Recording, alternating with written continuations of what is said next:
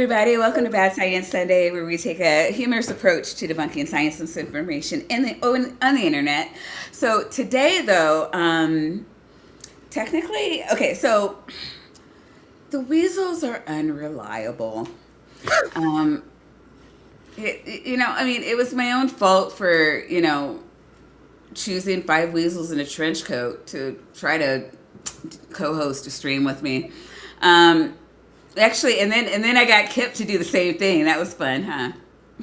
Yeah, very fun. Yeah, You had a good it's stream last night, though. we did. I was very happy with it. We had guest replacements for the weasels in a trench coat. And the only reason I asked them to come on was because I needed someone to press the goddamn play button. And And then they immediately abdicated they the did. They're like, responsibility. And I they're don't like, know. So "Whoa, is that a knit? That's a whole nitty." poor Nitty No, I had to can't do do that. that. So I'm yeah. I am here now in the Weasel's stead. I spent some time thinking about this, Maya, because this is Bad Science Sunday, and Dr. Tapioca Weasel is a scientist. He's an astrophysicist, in fact. Astrophysicist, yeah, Um, does it all the yes. time. That's it. So, but I am not. I'm not a scientist. Um, it, PhDs are interchangeable. I mean, well, see here, I spent some time thinking about this, and if I could, if you could share my screen, Oh I no, have you I have a PhD in anything. That means that you know everything. yeah. That I'm told see. that This is from I think people it's who I have think it's nothing. deeper. I think it's Actually, just deeper from than me this, having right? a master's in something means that I have to be knowledgeable of everything. And if I'm not, I don't know. Apparently, I need to See, carry my master's degree around with me everywhere just to prove that I actually have one. along And it with your doesn't birth matter at certificate, all that yeah, it's not in the topic we're discussing because, like, none yeah, whatsoever. But I assumed I think yes, PhD Fancy. is one of the reasons I am here. I also think that I because I absolutely will, shrivel and die if people aren't, paying attention to me. That Well, yeah, that makes me no, an adequate replacement yeah, for the trench coat facts. weasels. And I, then I the think big everyone one has a little though, bit of narcissism in YouTube. You have to have that in the order to get into it. yeah, Some more than others. true. But honestly, the I big really thought you one, were going to say white boy. I thought he was going that direction too. you would think that, wouldn't you? But I seriously, would. I would. That I'm is some I fancy writing. notorious racist. oh, thank you. That is some fancy writing. That is. That I is. Hey, why don't you do another map of Europe? Aunt Jer's in the chat, and she hasn't raged at all lately.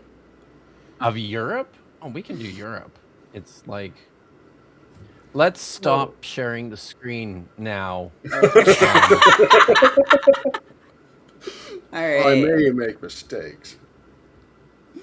All right. So we're we're gonna do a couple of things. So one, Professor Parks, you are the man of the hour. Would you like to tell everybody who you are, where you are, and what do you do on your thing when you do things on your thing? Sure. My thing is astronomy. I am an astronomy professor at George Mason University, hence the shirt. I am the director of the observatory there. Most of my time, I do have a YouTube channel which I do want to continue to post to, but most of my time is spent academically. I've got my teaching load has increased, and now that I'm peripherally part of a NASA mission, things are getting a bit hectic. So, but yeah, Wait, I wait. You're generally, like a bona fide NASA show. um, yes, yes. Cool. So we just had Welcome to the our club, buddy. we just had some high muckety mucks from NASA come through because our first gate review was last week. So there was a lot of stress going on your gay in the More review? stressful than when Queer Eye for the Straight Guy came through. It's like that's the Um, gay review, isn't it? I that's was the gay review. The gate review. Basically, NASA came over and said, "Hey, because you're um, gatekeepers, so they checking on the gate that you're keeping.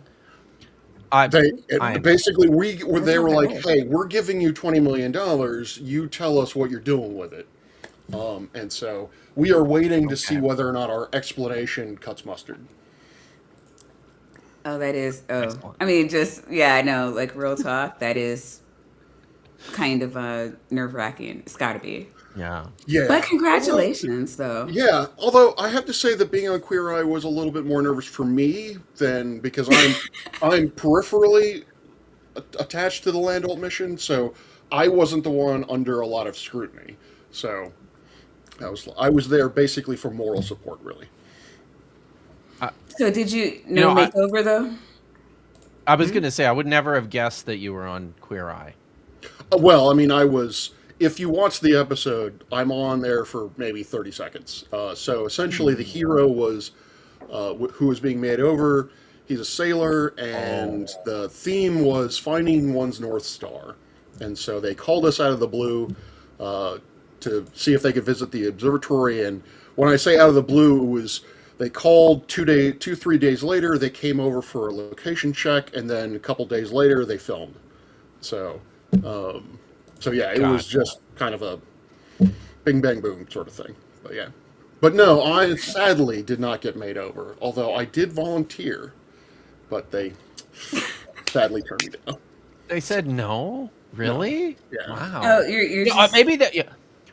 yeah, you just There's you two look too ways to good. take Like that, they didn't right? have enough That's it. material. Yes, they're yeah. like, yeah, you look fine. You know, I could always look better. That's my opinion. You know, I could always look better. I could always use better, more input. So, but no, sadly. But All yeah, I right. met Karamo, who apparently is Sure. problematic in some way, one way or another.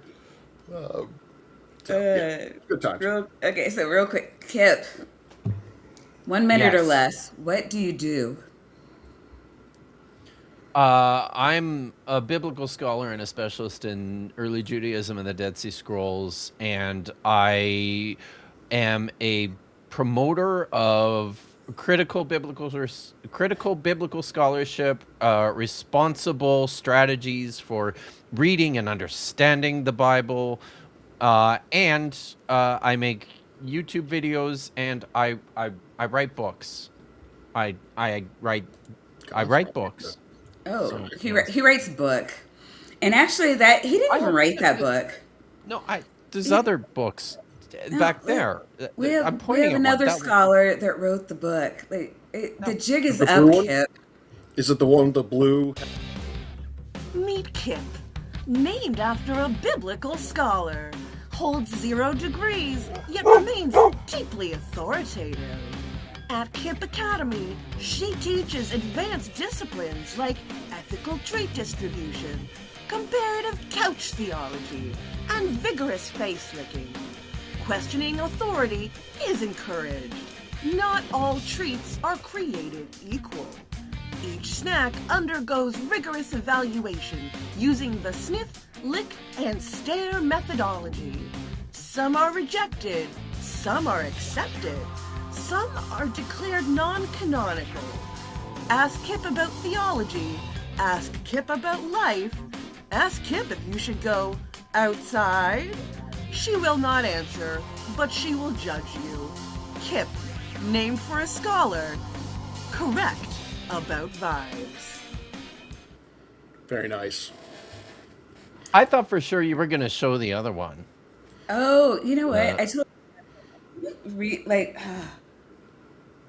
Is there a way you can send that to me again? yep. All right. So this is Uh, Kip. This is her after she yeah. finished her book, and see, she's just taking a nice nap with said book. Um, and Kip's trying to take all of her glory. Like her name is right there on the book. Jesus Christ. Sorry. Uh, Oh God. Um. So. Oh. Whoa. Wait. Is that a cat? You it know. sounds like But it. come on. Look, the cat lovers hate me, so you gotta take one. You gotta help me out here. Oh, Luna. Oh my God! Kitty!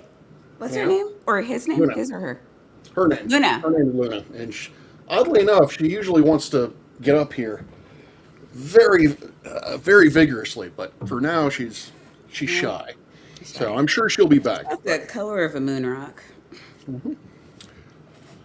I do have an orange cat named Sunny, and but I have to say that the names were chosen by my ex-wife. So yeah, And damn it, Kip, you talk to me too much. Oh, I have no idea. I know. Here, I found it. There we go. Oh, awesome. Sorry. My yeah, I couldn't hear anything either because like as soon as I picked up my phone, it very rudely grabbed my earbud connection, so it does that. Oops. Stupid phone. Stupid phone. Stupid phone. That's right. Did you see it now, right? I do. I am Okay. trying to. I guess I could have just loaded it up. You could have, but you didn't, and now I did. So, Um, here we go. so Tabby the Weasel is fine enough to be in the chat, but he's not fine enough to be here. Oh, yeah. They actually get that did person? want him in the chat yesterday. There were tons of magnet jokes and no one for them to take their angst out on. It was, the chat just did not know what to do with this is themselves. insanity. All right, what do I have? Can I was going to also say I love your glasses. Thank you. I think those are I? Fucking badass. awesome. Thank you. Volume. We need the volume. Here we go. You here? Yeah. Meet Kip, named after a biblical scholar. Holds 0 degrees, yet remains technically at Kip Academy. She teaches advanced disciplines like ethical trait discovery, comparative Must get treat. and vigorous traits, Western authority. Not all treats are Kept feeling all territorial. snacks undergoes rigorous evaluation. These dogs are running. They're eating his treats. That's right. Goddamn nerve. He's-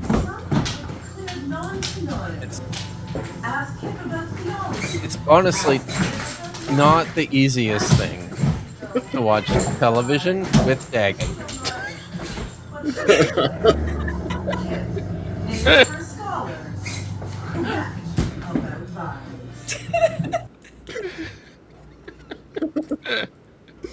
So, Gosh. I We was, love Dagon. He's amazing.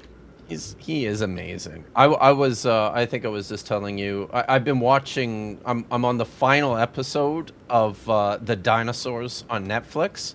I just got to the part where there's like a meteor that's on a trajectory with planet Earth. Please, no spoilers. Nobody Okay. tell me how this turns out. Are you I was serious? about to, but all right. If you were going to tell me no, Is this then yeah. seriously all your right. first time watching it? The dinosaurs, it's brand new. It's like it just Oh, I came thought out you were Yeah, talking yeah. about like that 1990 sitcom. Okay. Oh No, this is a no. It's a No, documentary. it's a Spielberg documentary. It's so good. Cool. All right. But you know that's what it's like watching dinosaurs. Just eating the fucking dinosaurs. Kip is and Okay, I thought it was me. TV. Nope, and- nope. Okay, cool. All right, your wrong? mic kind of went out for a second there.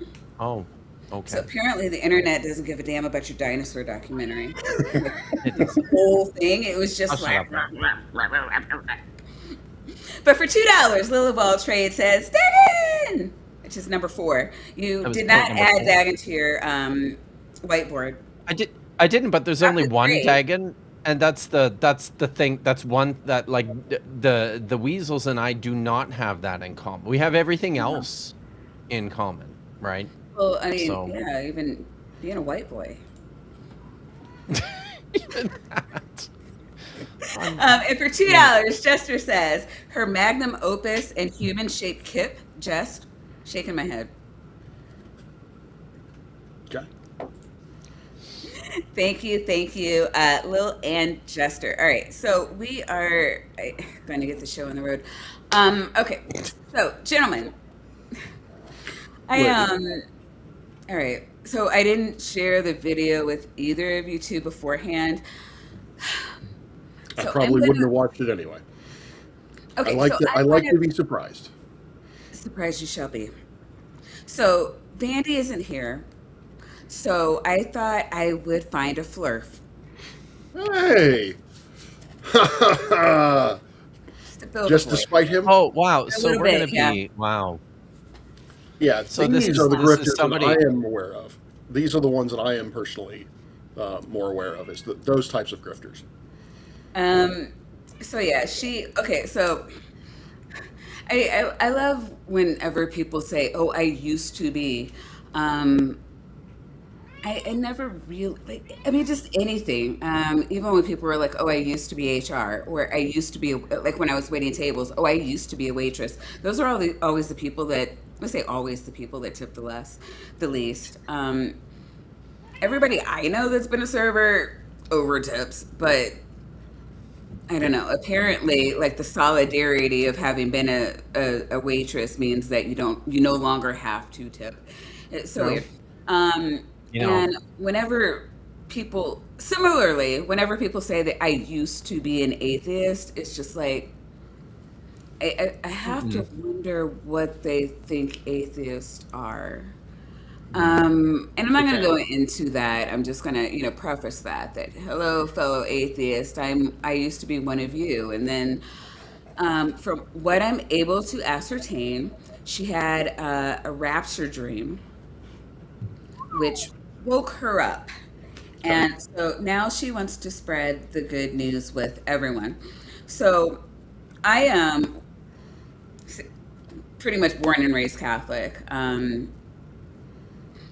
They don't, the official stance of the Catholics, and I'm not saying there's no Catholics that believe in the rapture, but like not the American rapture. It's Never just met like, one. well, I certainly wasn't one. I didn't understand. Actually, not until I came to the atheist community did I understand what a big deal it was. As a Catholic, and again, 12 years of Catholic school, it was just, well, you need to be ready, and you need to go to confession, and you need to repent of your sins, because at any time, Jesus will come back, and you don't want to be left behind. But there wasn't this whole like tribulation period and end of the world stuff. We didn't need to create a Jerusalem and to get rid of all the Jews and show up all the other religions. In fact, Now your all mic just did what non-Catholics, Chris did. yeah, you need to be Catholic, or else better now. Jesus doesn't come in for you. You need to not be cremated, and you need to not have tattoos.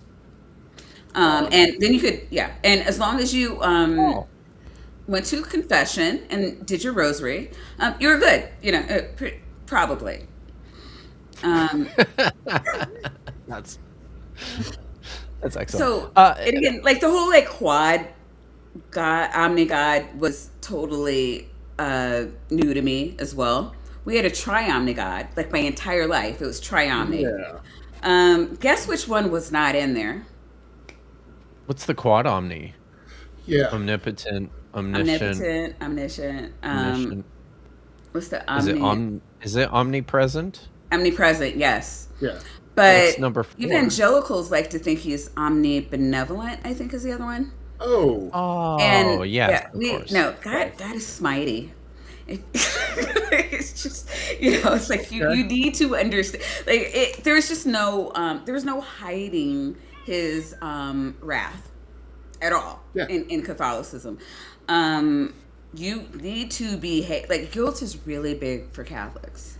You need to behave, because God, like, look, he gets a smite on. Like you can't. Like help him out.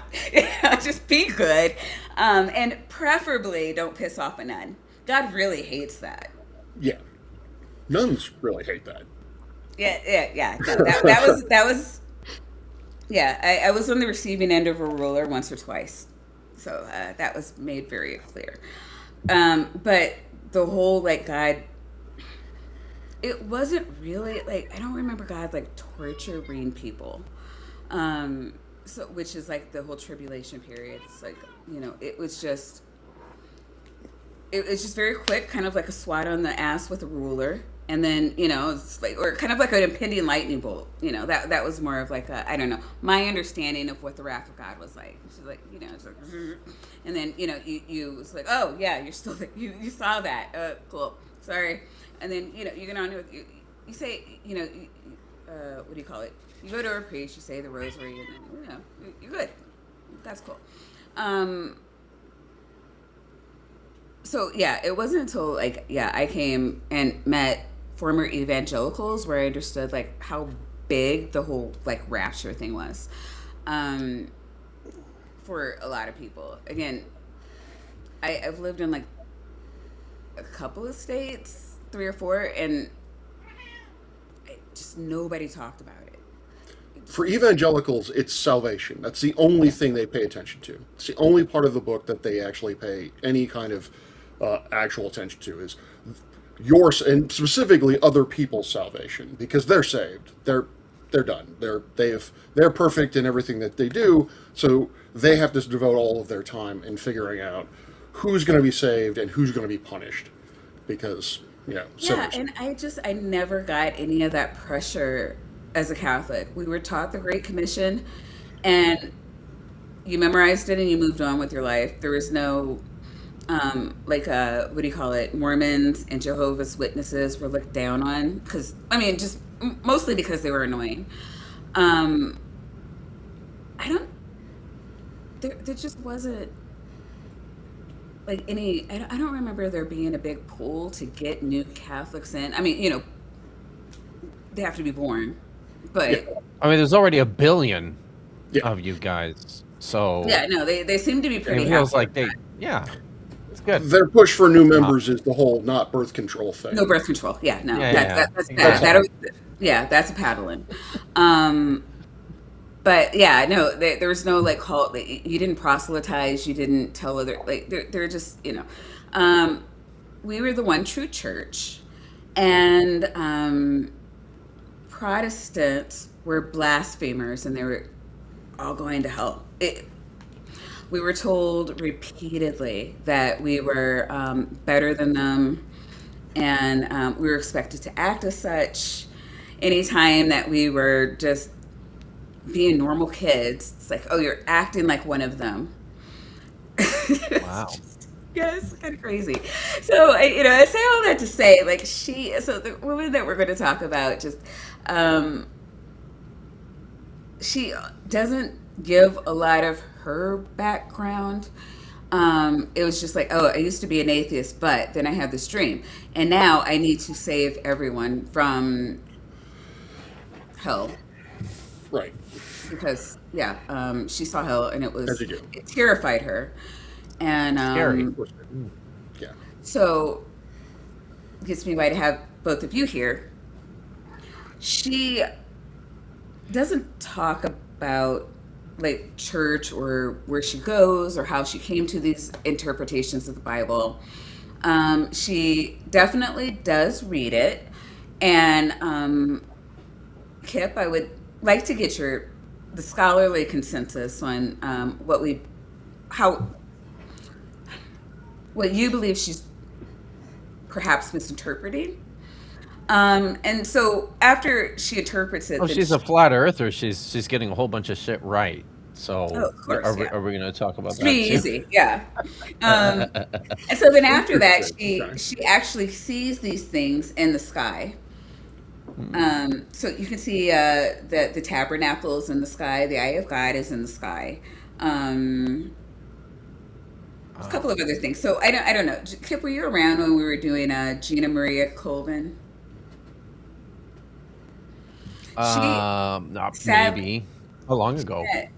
Oh God, probably a year and a half at least since we did Gina.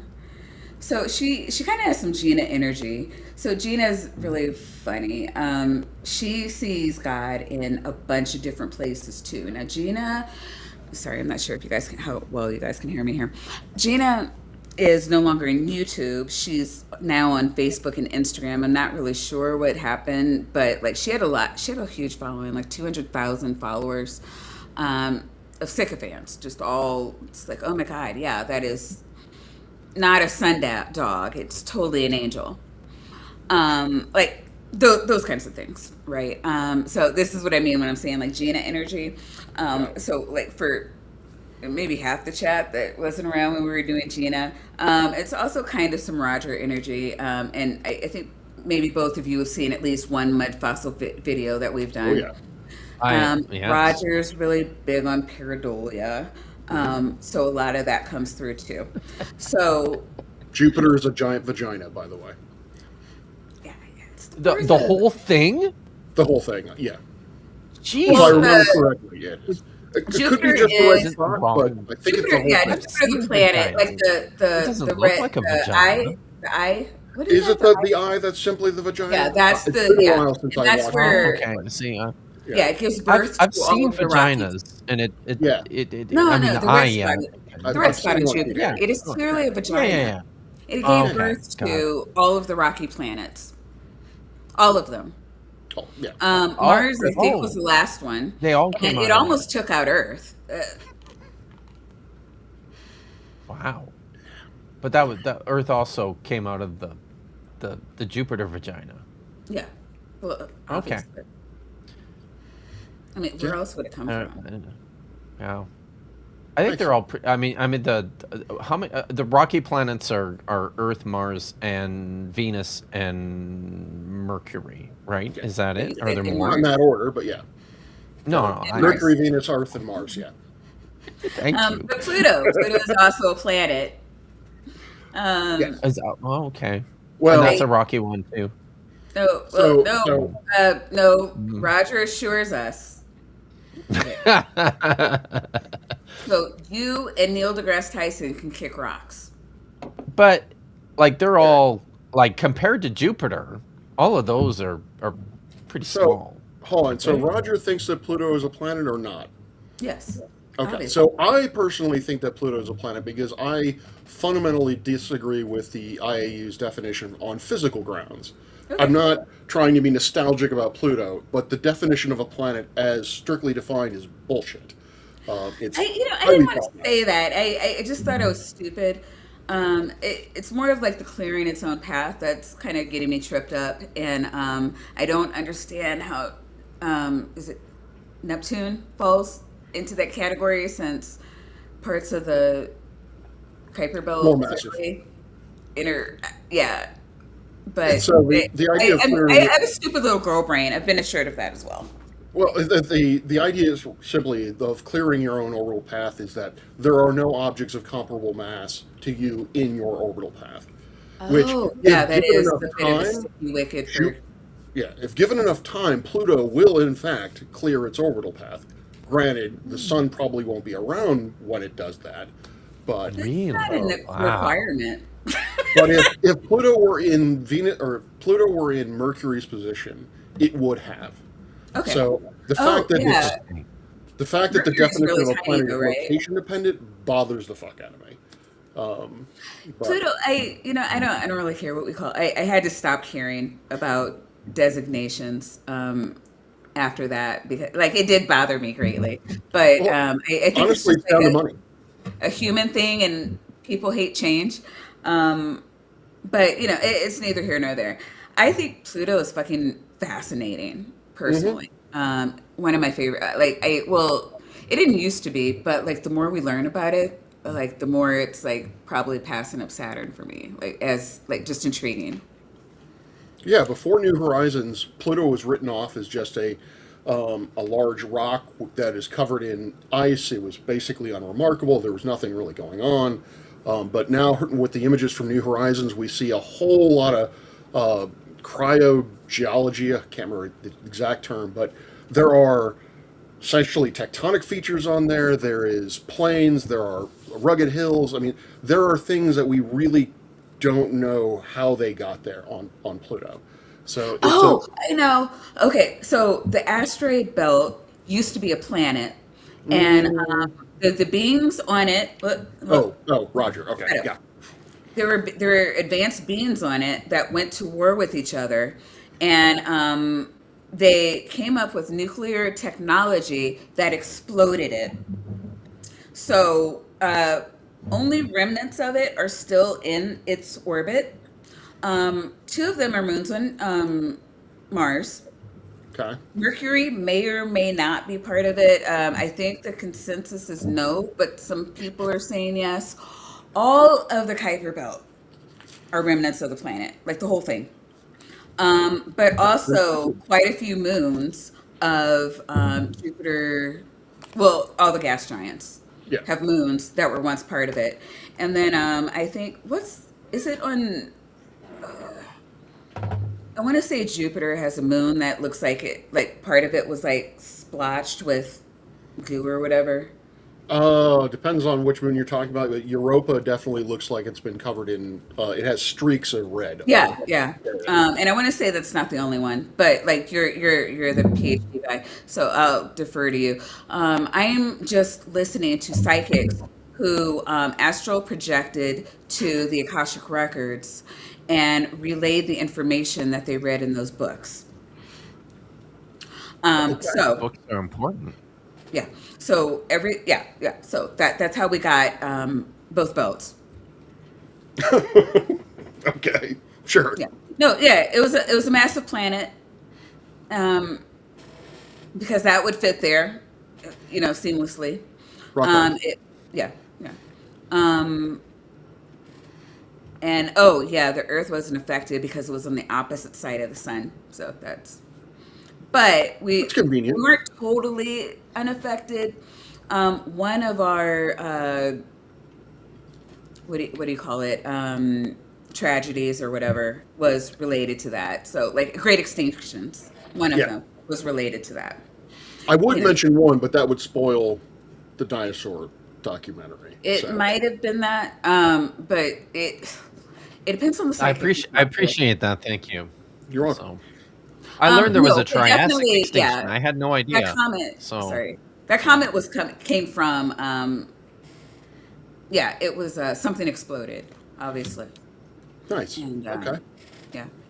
So and Yeah, that tracks. so yeah, obviously, and it was probably the thing that I don't know if you've seen Jordan from Spirit Science. He talks about this in like a video he had out like 13 or 14 years ago now. Um, yeah, or the dinosaurs were killed when there were disturbances caused by Planet Nine, 10, Um, whatever. Planet X, Nibiru. Planet X, yeah. Yeah, There's another that thing. name for it. Starts with an N, I think. Nibiru. Nibiru. Yeah, yeah, yeah. Yeah, yeah. That comes around every. Is it three? No, is it 3,000 or I think it's something around like? I 3,000. want to say 3,600, I 35,000. think, it's actually. Yeah, Yeah, 3,000. Yeah. yeah. So that's why we have extinctions like clockwork, Nibiru. So it could have been that too, Kip. So I guess we'll see what happens if oh, there's an ancient space Jews that blow up their um, super planet, or if Nibiru comes through and knocks well, some shit around and into Earth's orbit and causes the extinction. there's Um, there's only 30 minutes left, so I'll probably find out oh tonight, yeah, yeah. and then There you go. wow, Oh wow. right, yeah. So it's not really a spoiler because you have options. Thank you for not entirely spoiling it for me. Well, Let me Uh, happen. you have way more willpower than I do because if I only had 30 minutes left in a program, I'm We finishing just it. finish it. Yeah, Yeah. I'm just gonna finish it. I would actually, well, Life can wait. I would have, at 30 minutes, I would but just lose sleep to Yeah, finish it. yeah. Life see, can wait. I had to be here, so I was Oh, conflicted. I I could do have, appreciate I that. okay. yeah. But what were you doing last night? Like, I don't feel like you're What like was I doing properly last night? prioritizing your time. Yeah. So I But I mean I but I don't think you are properly acquainted with the art of the binge watch. I just don't have any time to binge watch. You don't, I sneak but a no, few you don't. minutes in here and Make there. time. I Time escapes, right? And you don't sleep, you pass out. But if I do that, then I don't get paid and I don't Yeah, eat and I have no exactly. money to buy wine. So it Priorities. I I don't. feel like my priorities No, yeah, are no, I do love the wine. But no, see, and your kids I'm are still millennials. paying They should have talked this through. the priorities. Yeah, So yeah. hmm, I It's don't like know. yeah, no, The binge one of watching. them's It's bad for your pretty. health. One of my kids doesn't even watch TV. Uh, Are you because they sure? watch Okay, a tablet, so Yeah. because are they're you on a sure? tablet, or because they're on a No, laptop or a he's an computer. adult. He's so he watches soccer games on his computer. Okay. But that is Wait, what it. about hockey? He's No, Canadian. Does he know that? I know. You know what? None of my kids watch hockey. But they watch soccer, Yes, So the which the is a one does. far inferior version of hockey. A far wait, are inferior, you? but he played soccer Okay. and played at a pretty high level. Are they It still was allowed to be Canadian? excruciating. Okay. So I don't I you know I Isn't wasn't that in like about the to I bylaws or wasn't about to something? contact the authorities. They're my kids, Maya. Oh, I'm not okay. outing my kids. So you know I Okay. yeah. So real quick, we did get a Skeptic Haven raid. Skeptic Haven, thank you for coming through and thank you for sharing your community with us. Hello, motherfucker. Howdy. And Dr. Tapioca Weasel has gifted himself 5 cult members, and those went That's to Purple Dragon Shill, Lady Rodentine, H. Jasper, Mullaby, Trevor Walsh. I don't know who the fuck any of you are, but welcome. that's Let's great. enjoy your tapioca weasels, That your is nitties and awesome. vaginas. We have fun over here. All Dr. right. Tapioca Weasel is doing the culting right. You Yes. you give yourself the yeah, that's how you do it.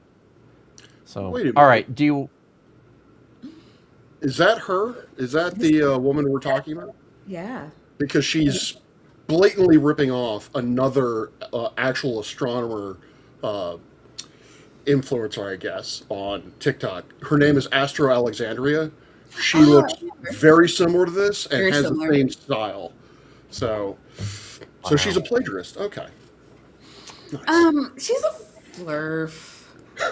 I mean, we can only expect so much creativity, right? Yeah, fair enough. They do like to plagiarize a whole lot of stuff, so, and then misinterpret it. Yeah. So welcome.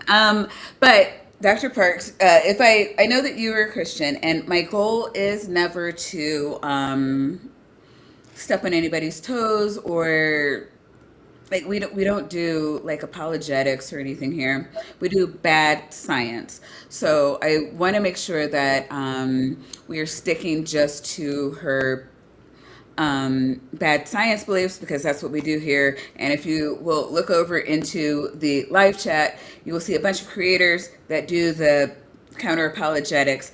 I have been in the community for like 8 or 9 years. I'm burnout. I can't. I need to be stimulated in other areas, and also like it's just you hear the same. I don't know. Kip loves it, but like I get tired of hearing the same thing all the time. Like it just No, I hear and you. yeah.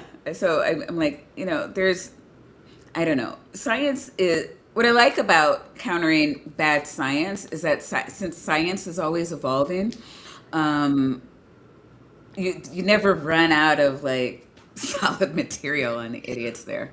Well, I don't know. If you're talking about flat Earth, they pretty much recycle the same arguments over and over and over again. So it does get a bit repetitive after a few years. I But wouldn't know. yeah, She happens to be a flat earther, and that came out of her biblical interpretation, which, I mean, fair. Um, I it's interesting that you say that she actually the Bible supports flat Earth. Is that what I heard you say? Mhm. yeah, Yeah. Because I said that, and because you really need to talk to MC Toon, who is a globe. Oh, I have listen. you've done I that. had a conversation. Well, okay. Let me. I Really? I was Good. Okay. invited to Yeah, have a yeah. conversation with MC Toon, which turned into MC i- i- Dapper Dinosaur essentially having a conversation with MC Toon while With Craig. I No, sat around no, it was and supposed to Craig and be. So MC Toon had me. questions, and they invited Kip on to Yeah. talk to MC Toon, and it happened. It ended up being a Dapper Craig, fight the flat Earth Yeah. Okay. conversation, which was Yeah. still very informative, So Because I but will say though, funny. Chesh has said to me, and she's asked if I would come on her channel and talk to MC Toon. I would love to talk to him, just to talk to MC Toon without, you know, the You other should invite MC guys Toon to because they're your not channel. helpful. But yeah, oh no, they I are, they are not now helpful. hmm, They are not helpful. hmm, So what's But MC no Toon's no position? Like, why were so you saying? Toon is also a Christian. Mhm. What type? I have no idea, other than he's a Protestant. He is becoming very good friends with Will Duffy, who is a young Earth creationist. Both of them are of the opinion that the Bible does not actually support the notion that the Earth is flat. So No, I would yes. be interested to know, hear you speak with them on that subject. So well again, very I'll let you Catholic. know. The Pope's position is that the Earth is not flat. So I was never. I was raised believing that it was just like old, like once upon a time, this is something that used to be thought, and then we were became seafaring, and you just can't hold the two things in your head at the same time. Yeah. Um, However, I talking to biblical scholars. So again, talking to atheists is what kind of um, showed me. Um, it got me out of the Pope's perspective and into like what was understood at the time that the stories were formed, and that's why I'm saying what I'm saying.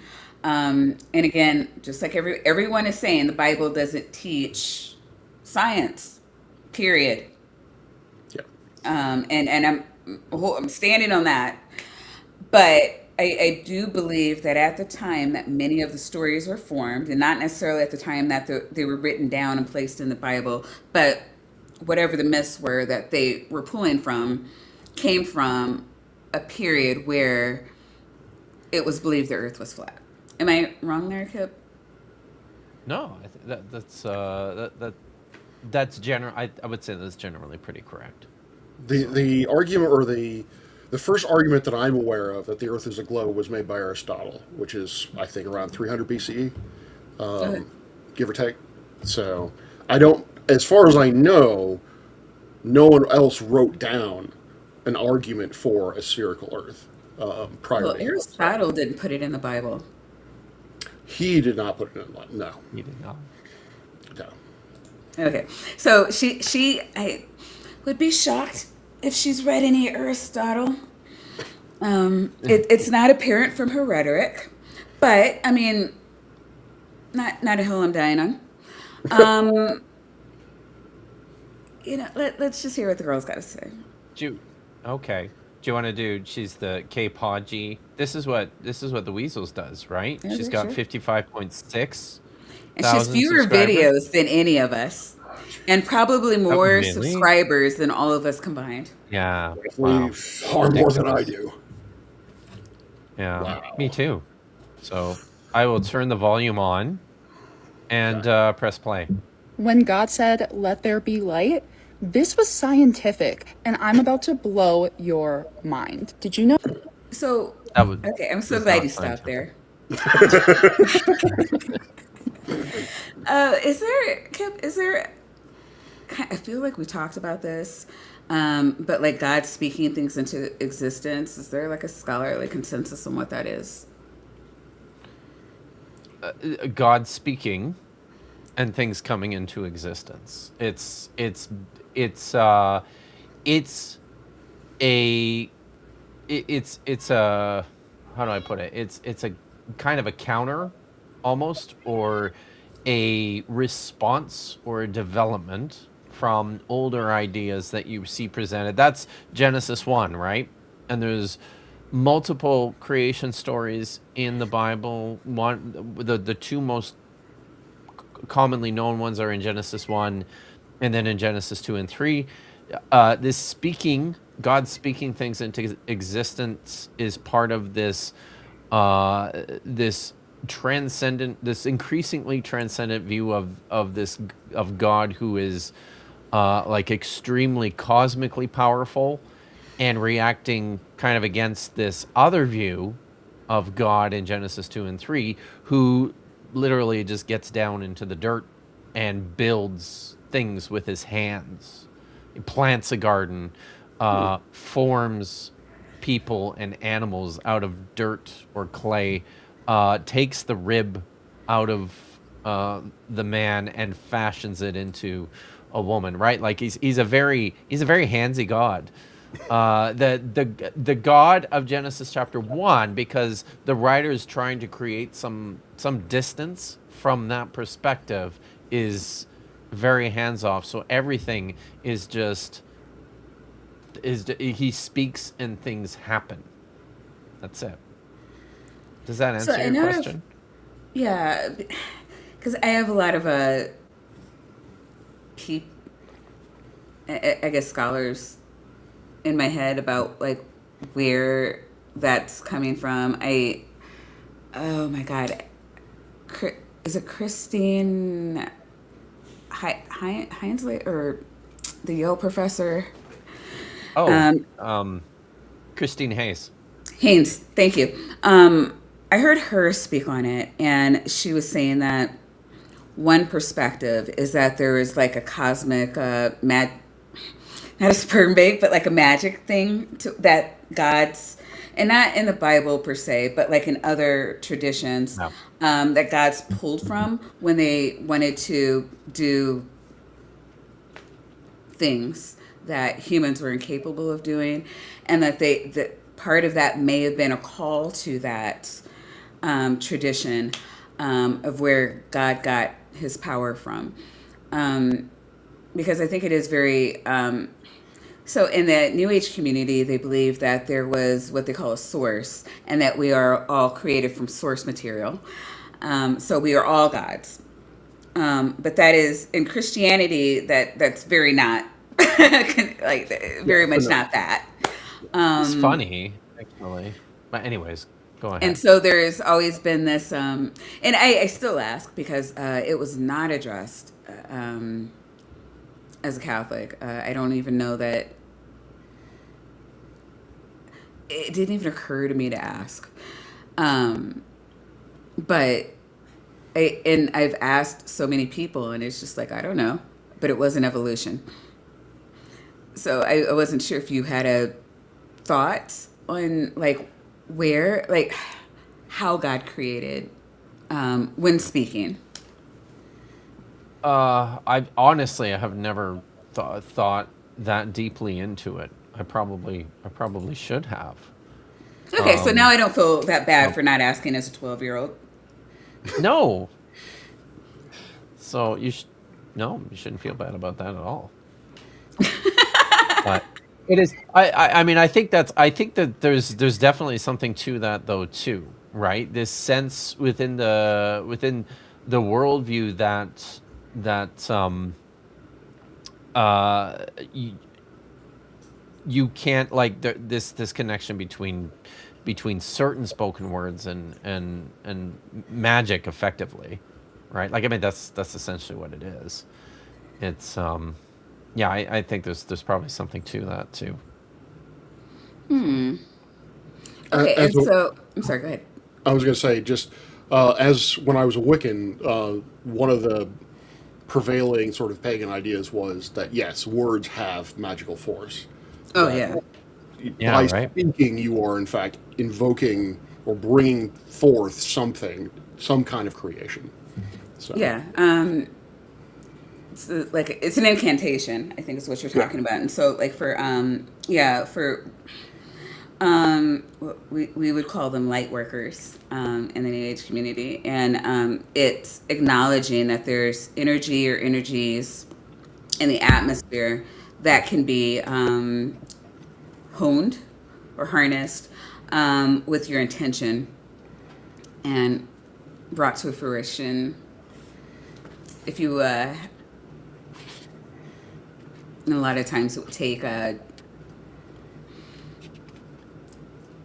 it wasn't I don't know, like they considered it like a kind of a prayer, like they wouldn't call it a Mhm. prayer, but like it was I guess kind of akin to, I guess as a Christian, what I considered prayers to do, which is kind of just I don't know, kind of disturbing now considering like how what I thought of witches. I say of a Christian as a Catholic, but I mean, yeah, yeah. pagans that I knew would, one of the critiques they had of Christianity was that it was too passive, in the sense Hmm. that Mm. if you wanted something to manifest in your life, then a Christian would go to God, ask Hmm. God to do it, and then have to Right, wait for God to do it. Whereas right. a pagan would invoke a spell or an incantation, and they would use their own will to bring whatever it is they wanted to do into existence. So, Yeah, and then there you could I don't know, in the New Age community, you could harness the power of,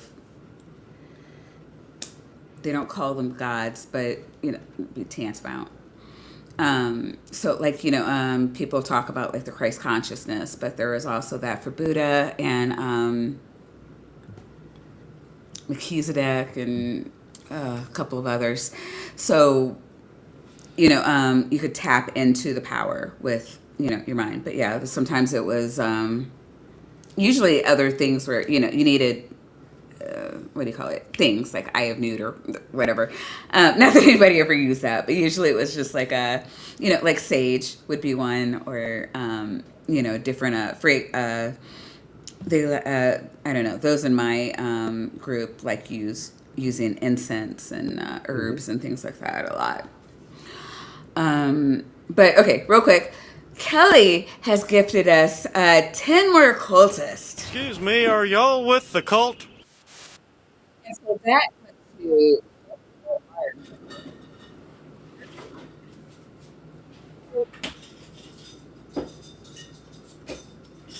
Paris Para? Oh God. Michaela Damaskinos, Beyond Gate, Fit of Fury, Dapper Dinosaur, friend of the show, Steven Tonia. All right. So welcome back, cultists. Please enjoy your tapioca weasels, your nitties and vaginas. I haven't complained this stream yet about how much I hate the new handles. Bullshit. Oh, you haven't complained about that yet, no. Not yet. But you should Oh do it well, I every guess I time. just did, huh? Yeah. No, I like with a fiery passion. I hate this, Mm. and so like Mhm. I don't know. YouTube's rationale for doing it is to help the moderators, and I'm like, I don't even know what the fuck that means. For real? Yeah, yeah, Jeez. because you know sometimes people have the same username, but I defy you to know the difference between Bob 13458 and Bob Oh, 83456. Like yeah. if you want to pretend to be somebody else, I mean, it's just really not. Like Kelly right now, Detroit Atheist Queen 247. If somebody came through as Detroit Atheist Queen 274, I would assume they were Kelly. Yep. It Yep. makes no fucking sense. But you know, YouTube doing us all the favors we never asked for. So fix that algorithm though. That'd be nice. But yeah, whatever. All right. So yeah, as Tommy said, coming in hot here. So we'll get past the first 2 seconds of this video since we're an hour All into the right, thing. we're 6 in. Oh, Did you know sound frequencies can be turned to light frequencies? And the way to do this is Whoa. basically to recreate the firmament. A research team wow. at Whoa, UCLA whoa. created a star in a jar. Wow. Mr. Parks. So she's okay. So her claim here is that stars are made out of sound frequency. So God spoke, Yeah. and then there were stars, and okay. that's so she's using the Bible as proof of her claim here. Got it. Okay. You study stars. I do. Quite extensively, actually. I particularly young stars. The formation of stars actually is one of my research expertises. So, Yeah, no, You're a real astrophysicist. yeah. Well, not a fake one. No, I am not a Nice. Awesome. yeah, So, no, yeah, which is why he's here. Let's see why he's here. He's we here refer to because those as YSOs or young stellar objects, but yeah. So I can assure you that sound has almost nothing to do with the formation of a star at all. So, wait. I- So I- in the go ahead. course of this conversation, we can't just create a star. No, you need a hell of a lot of gas and dust in order to create a star. As Neil deGrasse Tyson points out, and I don't like the man at all, but he is correct in that stellar formation is only a 3% efficient process, meaning that if you have 10 solar masses of material, 10 times the mass of the sun in bulk gas and dust, only 3%, so that would be 0.3, no, yeah, 0.3%, 0.3 solar masses would actually go into creating a star. Or let's put it another way, 100 solar masses, only 3 solar masses of that would create a star. So the rest of it would just get blown out or dissipate in one way or another. So That's wild. Because there's a lot of stars. I've been told that there's yes, a lot. billions upon billions within our own galaxy. Jeez. That's nuts. Wow. Yeah, so Incredible. I looked into somoluminescence, is what she's talking about, lightning in a jar or whatever. I honestly have forgotten most of it, but effectively it's some kind of using sound waves to agitate a medium to create light. So not the same thing as what she's saying. Yeah, go ahead. I'm not a scientist, so forgive me. But as I understand it, from my very rudimentary understanding of science, is there sound in space? Sound waves? Not You really. need no. atmosphere. Yes, that, you need right? you need a robust medium for sound waves to propagate. Yes. Oh, okay. Yeah. So this probably she probably doesn't have to deal with that though because she's got the firmament. So Yeah. And if she really was pressed on it, I'm sure she would very quickly figure out this thing called ether and just kind of misinterpret the shit out of that and basically go to that. We don't want to confuse the poor girl. All So- right, let's Oh, go. I'm sorry. I should press play. Otherwise, Maya will yell at me. Team at UCLA created a star in a jar by trapping gas bubbles in water and speaking to them. This clip is Wow. Really? Are you familiar with this? The speaking to them part, no, I'm not familiar with that at all. And if they did not create a star in a jar, a star is by definition something that creates helium by fusing hydrogen in its core, nuclear fusion. They did not do that in this experiment. So So you do know the experiment she's talking about? yes, yeah. What did they Well, actually? Well, vaguely. I don't know. She's going to explain it, and so you Yeah. can let us know if there's Between me. anything Yeah. that she is explaining badly. All of it. gonna blow your mind, but stick around because I have some stuff to add that's gonna blow your mind if you love God said and the that. Bible. The star in a jar, a tiny spot of bright light contained in a flask of liquid. This star in a jar is made when a sound wave is passed through a small bubble inside a flask of liquid. And this sound wave makes the bubble do something remarkable. First it expands, then it collapses. And this collapse happens so violently that vapor molecules trapped inside the bubble slam together and heat up so much that the bubble gives off an incredible burst of heat and light, several thousand times a second. So she's saying that is a star formation. What is it? That's not star formation. If anything, that's actually somewhat equivalent to what we refer to as a core collapse supernova. So if anything, that's actually a better name for that would be a supernova in a jar. But it's not. But it's not. A core collapse supernova is when you have a star that is 20 times the mass of the sun. It goes through its various stages of nuclear fusion, and ultimately will basically run out of nuclear fuel. Gravity will not be denied. Gravity is going to want to squash this thing down to a singularity.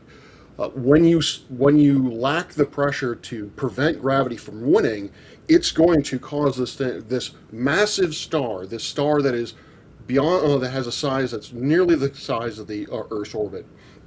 In the span of days, it's all of that mass is going to slam onto a immovable iron core, and that creates an incredible amount of energy. Very much like how the video is saying that the gas bubble collapses and causes the molecules to heat up to a very high extent and cause all that light. In an analogous sort of way, that's essentially what's happening with a supernova. So that is not, in fact, that is quite the opposite of creating a star. Right? It's the death of a star. That is how right? a star dies. If Right. you want to be very, you want to be very loose about it. Giving the appearance of a star. Perhaps inside the collapsing bubble, the interior of the bubble might also get hot enough to cause fusion. Upon further research, the only way that they Upon can further create those research. gas bubbles. In her flat Earth dome there. She did more research. I love this. So That's what I'm flat curious Earth because now I've right? actually got something to look up, because the dude said that you could create fusion, that potentially fusion is happening in that luminescence. In order to create fusion at cold temperatures, you need massive amounts of pressure. In a star, in order for fusion to take hold, you need temperatures that are 15 million Kelvin. Now, I could convert that into Fahrenheit, but it's still a Yeah. inconceivably large number. Yeah. So in order to do it here, like in a cold environment, you have to have exceedingly high pressures that can only be possible using very strong magnetic fields, which I know Tapioca Oh, really yeah, he loves that. So, Good thing. Good thing. so he's I will not be here. looking that up after we're done, because I don't believe that. But Yeah, I don't know. Usually I can keep up with the weasels when they talk about science, but like when they fusion, he may as well be trying to explain a math equation. Kip Davis is famously good at math. I'm famously good at math. It's really, true. yeah. Yes, I did math in my book. Okay. So, and the weasels looked at it and said that it was fine. So, He wasn't all that impressed with the math, or he Well, didn't he say- reads. I think he was. You probably read math. I can read math. Yeah, Yeah, no, I don't. Pretty well. Kip and I are really good at reading math. One of us is better than the other, though. well, he did it in a book. So, I mean, he's damn near an expert. I should I press haven't play. even done it in a book. Cables to send the sound through to create the stars is by creating a vacuum environment, adding water, and violently ripping the water apart. So on day 2 of creation, God took Whoa, all whoa, whoa. of this water. So we're gonna get to Kip it here, but Professor Parks, did you want to respond to anything she just said? Um, so I don't even know. I was thinking of it more from a God perspective. So you're basically telling me that God literally ripped apart a whole bunch of water in order to create stars? Yeah, yeah. Sure. I don't know where the speaking comes from in that Well, no, process. he spoke, and then you have the waters of above separated from the waters below, and Well, my question to are- her would be, from my reading of the Bible, is prior to light there was nothing. right, So I or guess there was chaos, water. however you want to interpret that. So where did the water come from? Maybe there was water before light. Yeah, There's always water. There's Oh, always okay. water. primordial. Okay. So that has to do with like the primordial chaos that was Yeah. believed to exist at that time. Yeah. So, and I can't remember what one of the I don't know if it was Sumerian or Egyptian or what, but like it was just understood. Like in the beginning, there was chaos, Hmm. and then Well, depending on the so myth that the people, different things happen after that. according to the in the Enuma Elish, there was Apsu and Tiamat, who were the sky and the water, and they got together and created. She gave birth to all the gods, and then decided that it was I mean she felt like all of us do as parents. It was just really noisy, and she was tired and had a headache, and so she decided, I'm done with this bullshit, and just she was just gonna kill all the gods. At which point she formed uh fearsome creatures to basically carry out her plan of deicide. But then Marduk steps in and saves the day and fought against Tiamat. I won't spoil the ending. Um, Appreciate that. Appreciate that. yeah, Yada yada yada. All of us. So yeah. yeah, I don't know. Obviously, I'm not the biblical scholar. I don't know how. There was the void before. Forgive me for hmm not being able to quote the Bible literally or precisely, but there was a void before. Let there be No, light. that's why Kip I is don't here. know what that void is physically made of. It's I don't know what the It's not author a void, it's felt that way. primordial well water. So like when the God Yeah, found the the I'm sorry. waters. You know what? Yeah.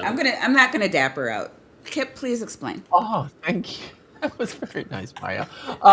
The so and somebody mentioned it in the chat. Tohu vabohu is the Hebrew expression that just means. I mean, we're guessing a little bit at its meaning, but it seems to mean something like just chaos and emptiness. And I think what's envisioned by the writer is just like an endless, frothing, raging sea, oceans. Like as far that's all that's there, is just this frothing, raging madness of water, out of which and this I often when I teach on this stuff, I often say to my students, within the ancient world, it makes sense that they would look out into the distant waters and think of it as just this endless this endless scape of chaos. Essentially, the sea was scary.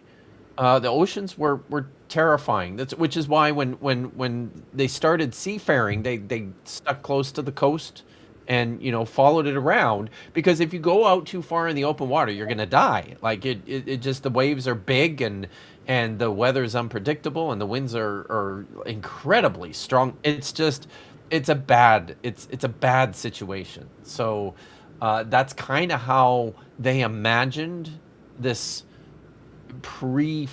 pre-created world to be. Is just like this endless seascape Okay. of Yeah, violent but water. also the sky is the same color as the water, so therefore they're related.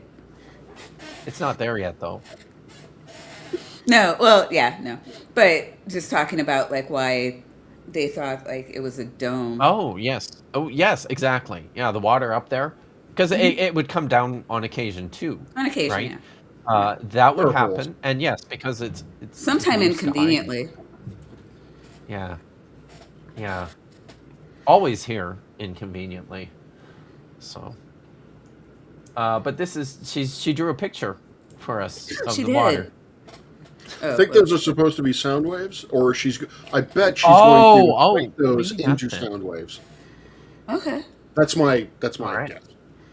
Okay. Separated it all at once, which definitely qualifies as violently ripping it apart in a vacuum space, placed the firmament, and God said, "Let there be lights in the firmament of the heaven to divide she's the day going from the night." So I asked faster. ChatGPT So about the real quick, frequencies she asked required to create a ChatGPT. Wait, you, oh wow, so much going on here.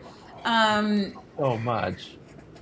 So yeah, Kip, I know you were in the audience when I can't remember who the guest was, but we've the reason I like to bring on scholars and or showcase videos that are knowledgeable in people's fields is so that we don't have to do this. Now, on occasion, Monday is quite hilarious. Hmm. Monday actually wrote a couple of book reviews for Dr. Kip. Oh, That was fun. Book descriptions. Yeah, Yeah. it was very fun. So But what Kip did not do is let the chat bot write his whole book and interpret biblical. I didn't, and I history also for I him. also don't let the chatbot write my video scripts either, or make those as well. It's because it's that would be Yeah. lazy. So yeah, And it just chatbots are good if you know what you're doing. If you don't know what you're doing, so what I've personally found is that they give too much information, and what I see other people doing is trying to kind of like what they do with the Bible. They just kind of squish everything together and just try to make it fit into one cohesive thing. And I'm like, no, this is for this situation and this is for that situation. It's trying to give you an idea of like the whole concept. But if you don't know what the fuck you're doing to begin with, it comes across possibly not coherently. So we do. I'm not. Okay, so most of my chat will probably get out the torches and the pitchforks, and I'm just like, I don't care if you use AI. I want people to use it responsibly and understand that AI is not a teacher. It's not. You need to get like look at me. Here I am with my lowly master's degree in the same room with 2 PhDs talking about shit that they know about. You can do this too. so But I'm sorry. Go ahead. I'm gonna be the guy. Like, I tried when I was younger and I was getting older. I was like, you know what? I'm not gonna be that guy. I'm not gonna be the guy sitting on his porch yelling at the kids to get off my lawn. I'm not gonna be that guy. No, But that's why we have unfortunately, Titan. that's where we are now. Is that read a book, for the love of fucking God. Read a book. Do I not go to yeah. ChatGPT to learn something. It's a tool. You can use it to create, but you have to know what you're trying to create in order to basically proofread it or to debug it if it's code. But as you say, it's not a teacher. It is not a reliable source of information. That's why we have books.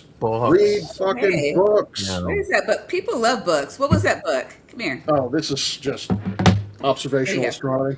Hey, do you That's it. It's all. recommend It's it? just observational astronomy. Do you So, yeah. recommend it? Is it a good book? People want to know I astronomy. do. I do. I mean, it's a bit technical, but I do recommend it. Right. I think But Tapioca Weasel has astronomy. Yeah, astronomy for dummies. He loves it. Swears by He's an it. astrophysicist, a fake Yeah. one. Yeah. He got I think I believe he got his degree from Kip University or hey, Doggy University. What was the name? We'll Oh, figure it out. Kip Academy. So, Kip, is there anything that would suggest that the waters were ripped apart violently? She seems to think that this is important in star formation. Yeah, no, not. There's nothing within the language that says, like, all it says there. Like, you can see it there, and that's a very straightforward translation of the Hebrew. It just says, "Let there be a firmament in the middle of the waters, and let it separate, basically divide them in half, water from water," and that's what happened. It doesn't say anything about, like, there's words. I often say this. I feel like I say this a lot. There's Hebrew words for that, and for tearing things apart, asunder. Um, you know, yeah, things. If you haven't noticed, things get torn apart a lot in the Old Testament. Like robes, people are always tearing their robes. yeah. Children get, torn apart by she bears. It's a whole thing. It happens. So it's not like we're missing a vocabulary here. There's just no reason to think that this is what she says it is. Yeah, and I think Dr. Josh is the one that told me that a firmament is a hammered out dome, um, which I think everybody understood it was a dome, but like what I So, believe the consensus is that it was metal and was yeah, probably the word is rakia. It's a mhm, noun. The root is raka, which is a verb which means to pound, and it's okay. used in contexts of basically like a blacksmith pounding out metal into finer sheets. So that's why scholars look at this and think that this is probably what this substance is. Metal, for lack of a better word, Okay. is I think the way I would say it. Um, yeah, and I particularly like the firmament is the translation of the King James version, and I think it is the best word used to describe what this is, Why do because you it's say that? I mean, I'm sorry, I because guess you're going to say that, but like we don't use it anywhere else in like English language. no. But for one thing, it's unique. Yeah. There's nothing else like what the firmament is, and Fair. it's firm is the Uh, point, right? Like, it's okay, gotcha. solid. It's Okay. not. It's not. A It's mix not like of we're in a bubble. gases. Well, I guess technically a bubble, but it's not like delicate, is what No, you're saying. It's not Yeah. like paper or exactly. canvas or anything of that nature. No, It's not a no. tent. It's solid. It's Yeah. very Okay. solid. All right. Well, that's what she Oh, says. yeah. You're Sorry. doing great. Vacuum space placed the firmament, and God said, "Let there be lights in the firmament of the heaven to divide the day from the night." So I asked ChatGPT about the frequencies required to create a sonoluminescence effect, which is the star in a jar. And then I asked it to take the frequency of the sound and place it on the color spectrum with its coordinating color. And the color that creates sonoluminescence would be green. And if you've been around my Wait, can you page, stop I've here? had this theory. What the? Does that make sense to anyone? What the? Uh, uh, Uh, Tap, you got anything? all right. Okay. uh, Uh Professor, oh. you have a PhD. All right. The professor's getting serious here. Uh, He's I want to make. She might be onto something. Maybe. oh All right. Maybe. I mean, Okay. So the thing is, as an astronomer, we do not, in the visible part of the spectrum, we do not refer to light as a frequency. We refer to light as a wavelength. No, So this everything's is why I frequency don't know this off and the top of energy. my head. Yeah. Visible light, green light is 550 nanometers, the wavelength. The frequency apparently is actually somewhere around 550 terahertz. Okay. Okay. So Okay. I get maybe she is correct in this. Scaled to violet. So I don't know. I've never met a Christian who's done this. I know in the New Age community it's really popular to conflate sound waves with light waves. Yeah. I mean, it's when you're talking about a frequency is simply how many waveforms pass by a particular point every second. So, be it sound, be it pressure waves, be it light, that's all that frequency states, is how many sine waves or compression, expansion waves pass by a point in space every second. That's it. That's all it means.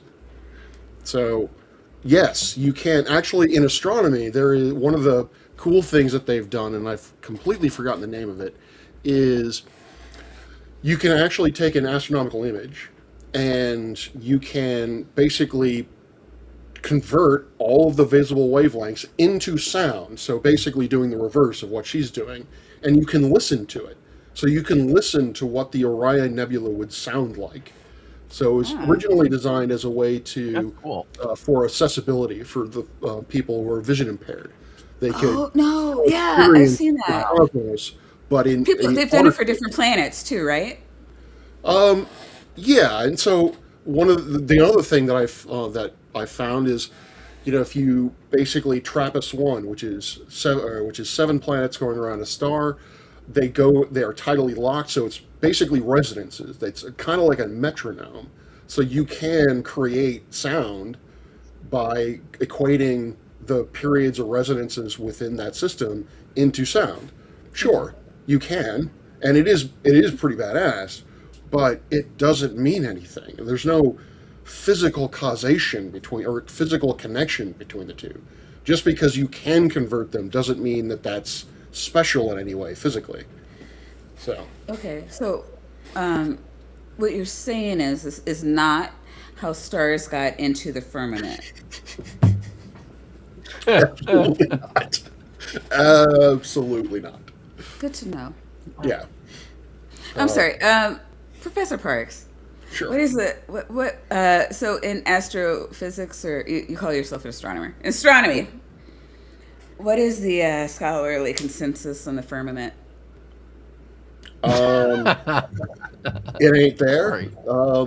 So it really depends. So it depends on how you define it, because within flat Earth, flat Earth is not monolithic.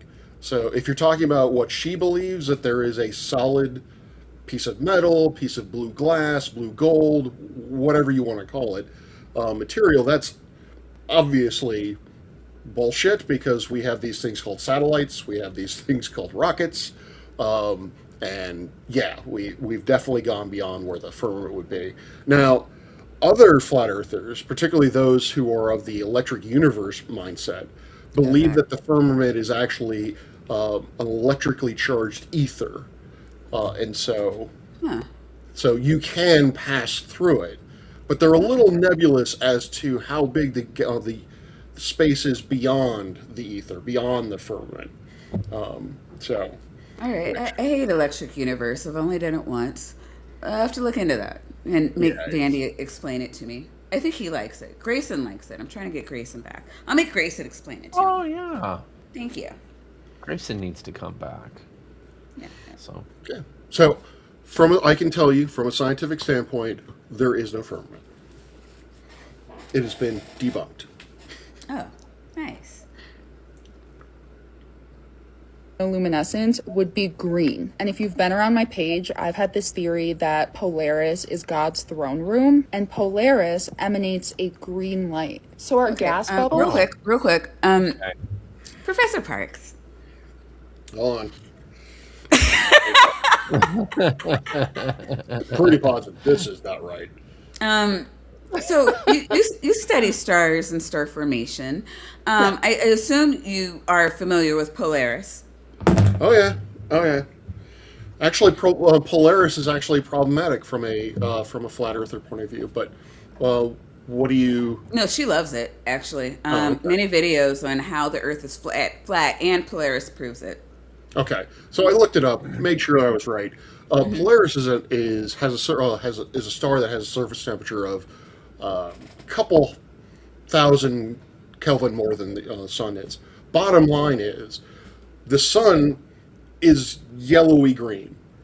Polaris would be what is it?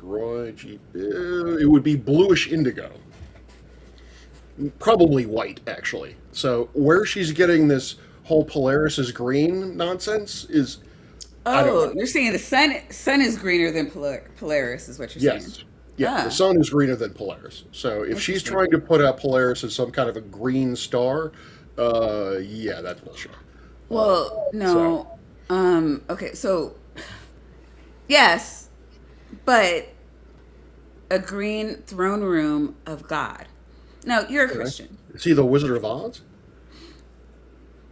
No, no, Just the she's a Emerald Christian. Palace? Or No, she's a Christian. You're a the Emerald Christian. City?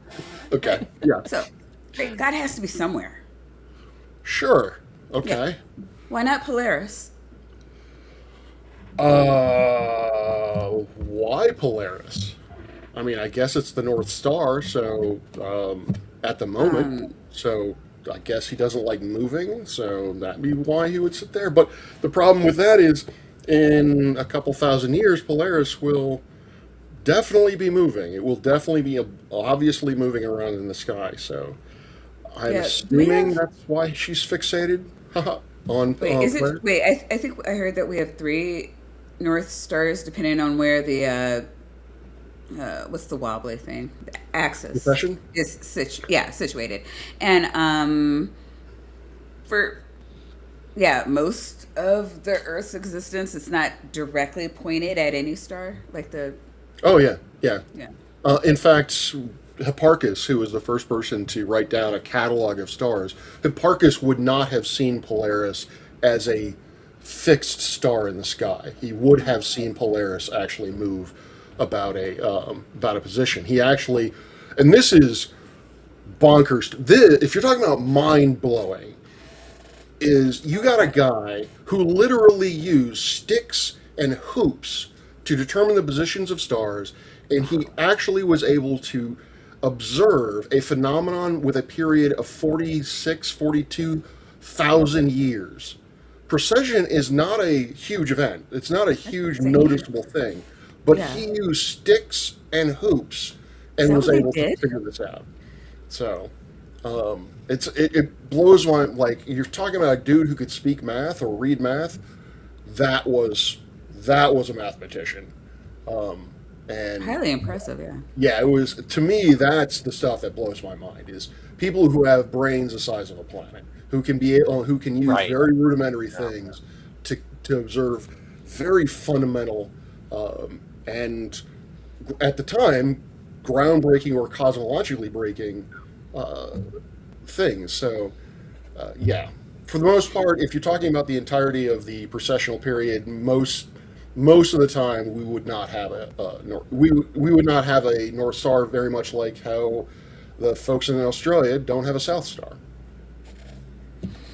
Yeah, I guess what's kind of mind blowing to me is that people who have like just breaking, mind blowing technology in their pocket can't come, can't like figure out the just anything that would have been common to a Middle Eastern peasant.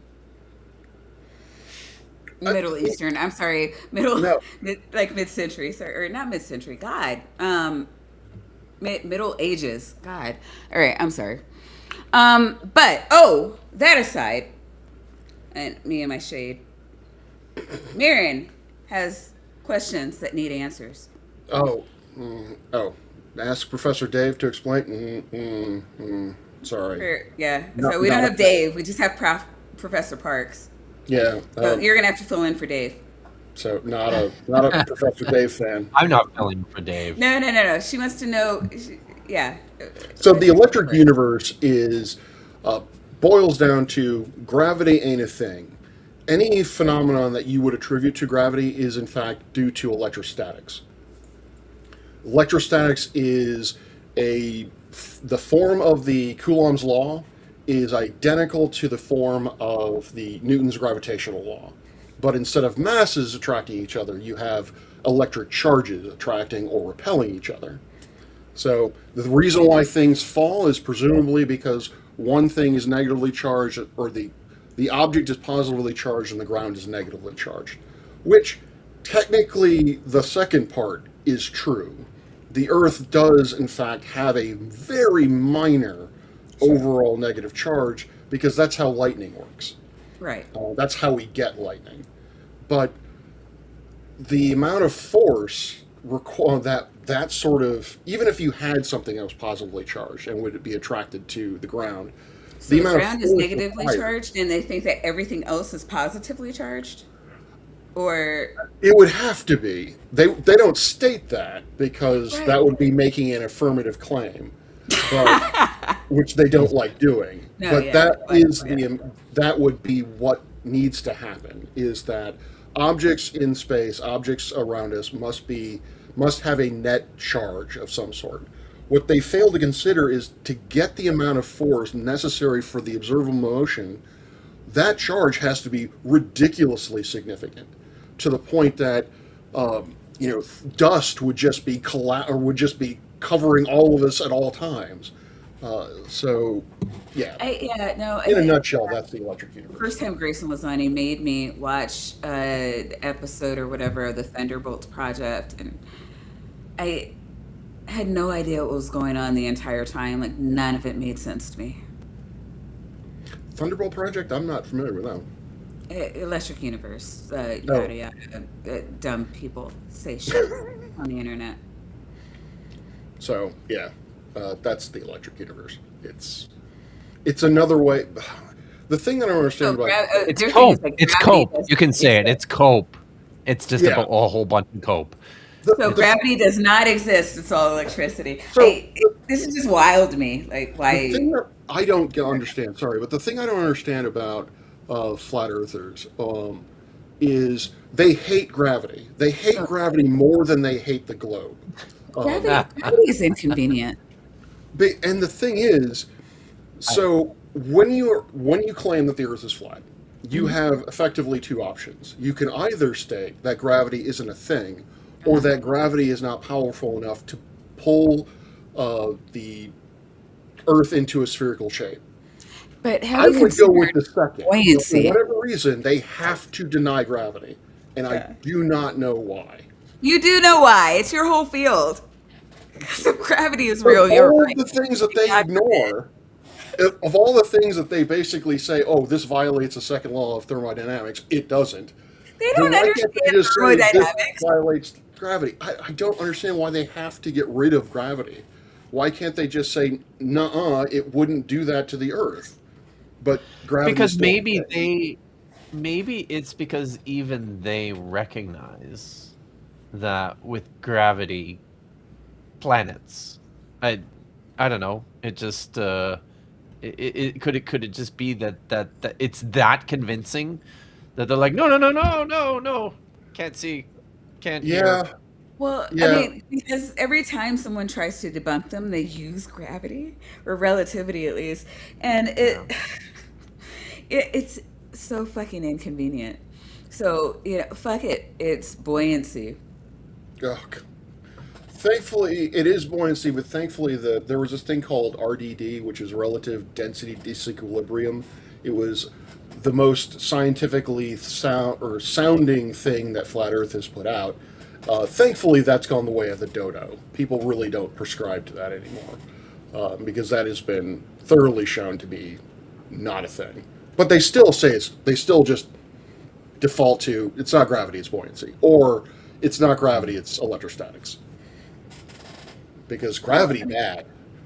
Yeah, I mean, Gravity they is can't walk around bad. saying I'm stupid. Yeah.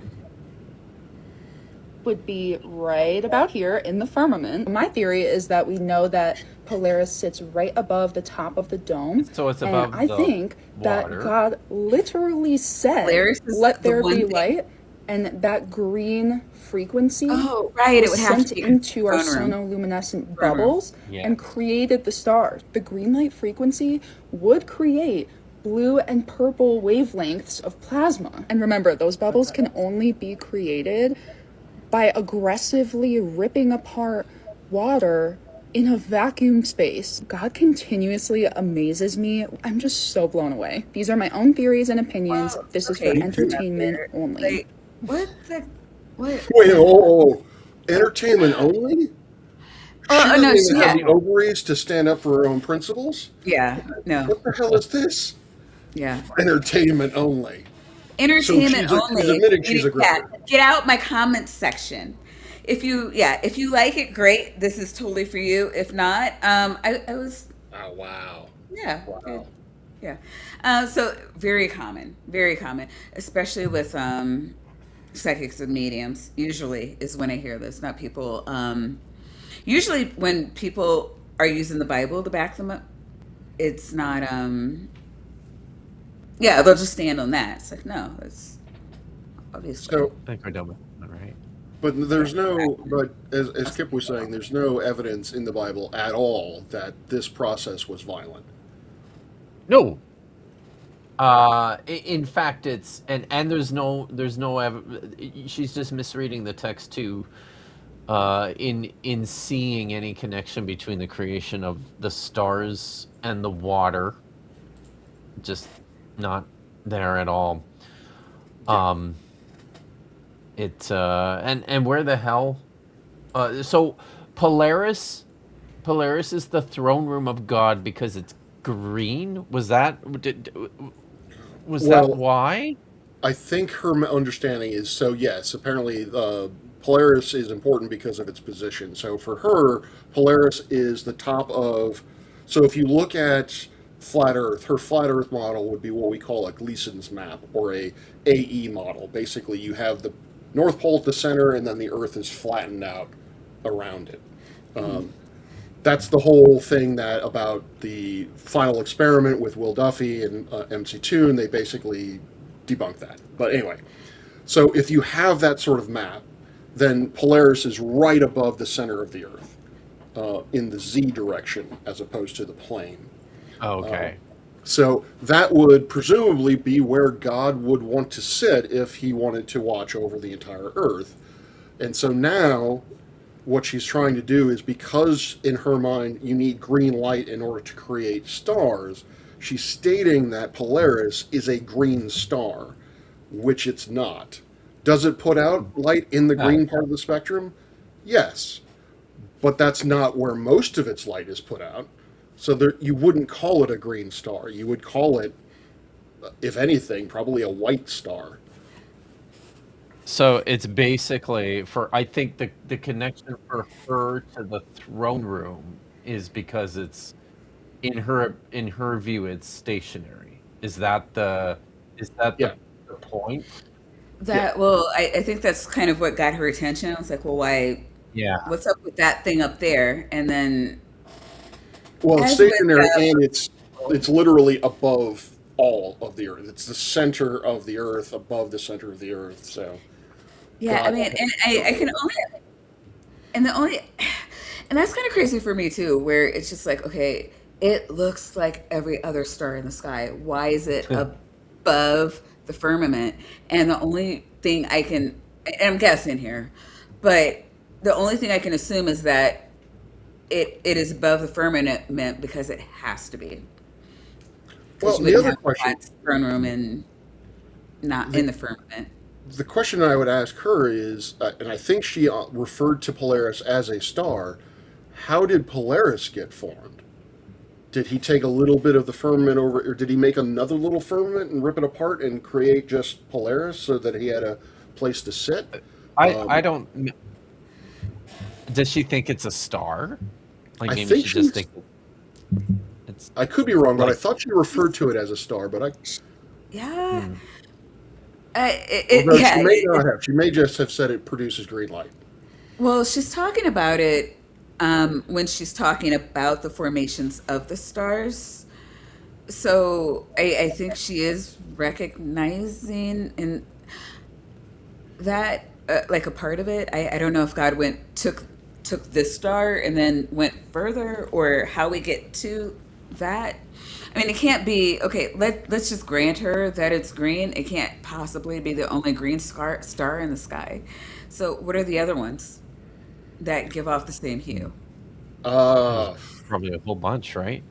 yeah, I'm trying to think of. No. I'm not asking you, Yeah, but like for her, like if we're gonna say, okay, There's it gives off this billions hue. of stars. Well, there's other stars that give off this exact yeah, same hue. So, yeah. like, what? Why is that? Yeah, Why is why this aren't more throne room stars and being? not that one that spins, 45-degree angle, whatever? Yeah, and I would like to thank Ember. I cannot unsee this chick's eyebrows anymore. Oh, I know, right? I just her what eyebrows. is going on here? Like, I don't Thanks, want to Amber. shame her or anything, but come on, girl. Like, what's going on? They're not even straight. Um, so one side is thicker than the other. Anyway, go on. It is. She got very aggressive with that left eyebrow. Oh. I think God has a traveling sky tent or tabernacle that is now visible in the sky. It ties into the rapture, the bridegroom coming out of his chamber, and what I believe to be the alien deception, in which they will tell us that the second coming slash judgment is actually aliens or Project Bluebeam. Biblically accurate angels look Yeah. like So, I aliens, mean, what they tell. we're starting out strong here. Woo! That's a whole lot of crazy to parse through. That Well, sure is. I like a strong opening. So she is going to tell us all the crazy that she's going to pack into this video. And it is a pretty lengthy video. We're not going to Yeah. get into most of it, really. Um, I actually forgot to pull this up. This is so. Just, I mean, you asked about it earlier, Okay. Professor Parks, but this is very much in line with the sorts of things that the now disgraced Egyptologist expounds on Oh, okay. regularly. So, yes. So Um, she claimed this was biblical. So What it's book yeah. is this Seraphim, from? what is that? Thrones? Thrones, dominions, Dominions. Okay. virtues, powers, principalities, archangels with an apostrophe for archangels and angels with apostrophes for some reason. Okay. Um, but Aren't they yeah, I all mean those angels? There's well, Sarabin. or none of them are like Okay, honestly well, like so. I'm talking about just the words, not necessarily the pictures, Sure. but aren't those all like, I don't know. Okay. In Well, no, even Catholicism, the word. these are Okay. categories of angels. So that's why I'm asking. That's probably okay. So within Catholicism, probably within the Bible, no, because Okay. these are seraphim and cherubim are divine beings. Not, I mean, angels is a complicated term when it comes to the Hebrew Bible, certainly, because it just means messenger, and these are any divine being that basically goes on a mission from God to deliver a message, or plagues or death. Guess So what? You're pregnant. yeah, or Yeah, sure. you're dead. So it's it's like these are different things, right? Like the seraphim and the cherubim are throne guardians of the gods. Um, and all the rest of these thrones, dominions, virtues, powers, principalities, like those things are mentioned by the Apostle Paul in a letter in the New Testament without any clear reference. Like, we don't know what he's tying these to. You basically have to make this shit up in order to attach it to anything, right? Like, he throws these words out there, and they're clearly his way of understanding various classifications of divine beings, but without any obvious uh, clear description of what they correspond to. And then we have angels and archangels, which are like the messenger types. So Okay. Yeah, no, I do want to be clear. Dominions, powers, and principalities, I believe, are considered types of demons. I have no idea what oh, thrones and virtues are. I do believe dominions is what the Greek word cosmokrator is translated. I suspect that's what that's translated from, and that's like it's basically like um uh it's like divine uh power, something like that. They're yeah. It's anyways. Yeah. Um, yeah. Sorry, All press right, play. and really quick, just because she mentioned Project Bluebeam, just so everybody's on the same page, Project Bluebeam is a conspiracy theory originated by Serge Monast in 1994. So, yeah, really old and biblical. Okay. Alleging that NASA and the UN are plotting to implement a new world order. It proposes a technical simulation of a New Age religion and a second coming of Christ to create a single world religion and government, often linked to a Wikipedia article. So, yeah. So, fun stuff. Oh, I'll say Okay. one other thing about this picture. Like she's clearly tied thrones to what's called the was it the off Nalim, which is actually not a that's not a word that appears in the Bible, but these are the angels from the angels, the divine beings from the book of Ezekiel. His vision of Yahweh's throne with the wheels. The angels are the Oh, wheels with the okay. eyes. They're wheels within wheels covered in eyes, basically. So that's what And so that she's is. calling it a throne? She's calling them thrones, Okay. but yeah, it's Us are aliens. And same thing with New Jerusalem and several other things that we should be expecting to see. So check out my content on that if you're interested in that. Go and tell my servant David, thus says the Lord, would you build me a house to dwell in? I have not lived in a house since the day I brought up the people of Israel from Egypt to this day, but I've been moving about in a tent for my dwelling in all places where I have moved with all the people of Israel. So God moves around to be with the people of Israel. I don't even know All where right, to so start can with you this, stop but right I'm going here? to start Stop with right just here. some Yeah. pictures that I Yeah. took. So Professor Parks, I'm going to have you talk about this, but I want to go back to the scripture, Samuel. Hmm. Kip, can you clarify what this is about? this is Nathan's promise to David Hmm. about that he will build him a he's going about him building the temple, essentially the temple of Yahweh.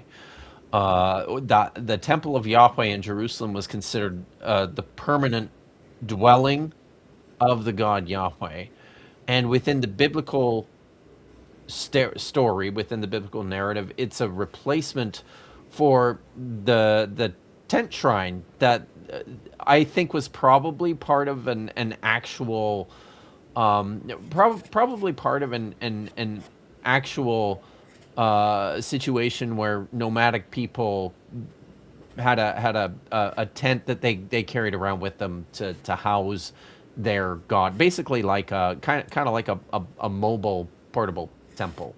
Yeah. So Okay. it is a great pause phase. So, but that's what this is here is Nathan basically telling David that you're going to build me a permanent house in your son is going to do it, not you.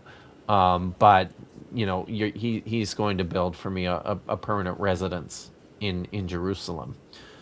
So So not a moving tent in the he's not sky. going to be in the tent anymore. No, no, no. There's nothing about the sky here, and the tent, the tabernacle, the mishkan is the Hebrew word.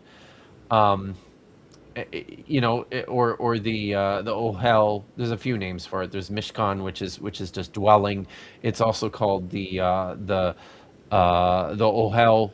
Uh, um, Sorry, the oh, I'm the tent of meeting, basically. Shoot, I'm blanking on the word right now. So it's called the tent of meeting. It's called the Mishkan, or the tabernacle. Um, so it goes by different titles, but it was very much definitely just like a tent that they carried around with them in the desert. Some And have so suggested. that's like no longer a thing, though, right? I'm assuming he got a tabernacle, and so they put the tent away. Yeah, They actually, didn't throw it in the sky. no, some scholars actually say that the tent was permanently deposited inside the temple. Oh, I've heard that. So when they built the temple, they folded, they packaged the tent up and they put it in there and left it in there until, it likely disappeared along with everything else when the temple was destroyed in 586 BCE. So is this the tent that would have housed the Ark of the Covenant? Yeah. Okay. So, and I'll say one other thing too here, because there's part of this tradition is that when the tabernacle, the tent of meeting, was built while the Israelites were wandering around in the Sinai Peninsula prior to their arrival in the land of Canaan. Once they arrived in the land of Canaan, they set it up permanent, like stop moving it around. They set it up permanently at a site called Shiloh. Excavations have taken place at Shiloh and have shown that there was a strong ritual presence there, stretching all the way back into the early Bronze Age. So long before the Israelites were even there were people doing, ritual cultic activities on this site. The Bible says that this is the place where they put the tabernacle permanently, just prior to when the temple in Jerusalem was built. Okay. Interesting. But not in the sky. with the people of Israel. I don't even know Not in the sky. No. So real where quick, to start before with she this, but I'm starts, going to wait. start with All right, so she's going to start with this. Professor Parks, Sure. what does this look like to you? No, Oh, go back to picture? the sky thing. Yeah. That's an aurora. I'm not there yet. Yeah, that was my well, Northern okay, lights, southern lights, yeah, depending on, yeah, this. that's an aurora. All right, no question about that. Yeah, well, the green ribbony thing is the aurora. The bright source of light near the horizon, maybe the moon. Depends on what the exposure of pictures like this can be. Probably the moon, considering you're actually able to see an aurora, and it's been Could artificially brightened, and so Okay, could I it was be going to say, Polaris, okay. the throne room of God? I would doubt that unless this image was taken very close to the equator. Then you wouldn't be So, able to see the aurora. So no. for anyone who, yeah, like this young lady here, who may be unaware, what is the phenomena that causes auroras? So an aurora is actually well, I was going to say electrostatic, but that's not quite right. So the sun puts out a lot of a lot of ions, so positively and negatively charged particles. We refer to this as the stellar wind. Those particles hit the magnetic field of the Earth. The magnetic field acts as quite literally a deflector shield, and a good portion of the wind gets deflected out into space, but some of it gets funneled onto our poles, onto the north and south magnetic poles. When they slam into oxygen and nitrogen, they will cause those atoms to become very excited, which means they will emit a lot of light. And so that's essentially what is happening here. Is solar radiation is smacking into the Earth's atmosphere at a pretty high rate of speed and is interacting with the oxygen and nitrogen in the atmosphere. Hey, they get those in Canada, don't they? Kip, have you ever seen one? Oh yeah, lots. So I used to see them when I would drive to Edmonton, which is something I wouldn't recommend. I also used to see them all the time in Norway, Norway. Oh, Oh, yeah, Norway. Yeah, all the time, definitely. Um, constantly. yeah, It's just so like, When I lived in ah, Illinois, Aurora there was a Borealis. city. Sorry, when I lived in Illinois, there was a city called Aurora, Illinois, mhm. and I that was Suburb of supposed. Yeah, there was supposed to be like the furthest down you could see the Aurora Really? Borealis. And for a time, I lived north of there, but I still have never seen it with my naked eye. me neither. But they're beautiful. I Yeah, mean, well, they I are. guess from the pictures I've seen, I It is. am. It is far and away the very best thing. I dare I say the only good thing there is to driving to Edmonton or being anywhere near Edmonton. It's yeah, just people just stay away from Edmonton. If you're in Edmonton, get out now while you can. Okay, Kip what's is wrong with Edmonton? Kip's a Everything? fan, clearly. It's no, it's a terrible place. And it's All right. it's it yeah. So I don't we don't have time to get into all the things Wow. that go wrong with Like, where do I Edmonton. start? There's just so much. Better or worse than Quebec Oh, or much worse Montreal? than Quebec. Much worse than Quebec. I mean, there's nice people that live in Edmonton. I guess that's but they should all get out. So I mean, they have that going for them as opposed to Quebec. But whoops, I probably shouldn't have said that. I'm pressing play now. Clusters of lights, I would see this one triangle traveling around. And it occurred to me, I Triangle. wonder if that's the Tabernacle of Witness because it has Okay, an so eye type of let's thing stop on here. it. Let's This stop Okay. here. All right. So, Okay. so Auroras do kind of dance around, and like you said, they're ribbons, correct? Well, they appear to be ruins. Right. Some types of Yeah. Right. aurora Right. I appear to don't be think that you ruins. go to a store and buy an Aurora Borealis, Yeah. but so do you see the triangles she's talking about here? Is she talking about the Is it dark shape? this part here, right?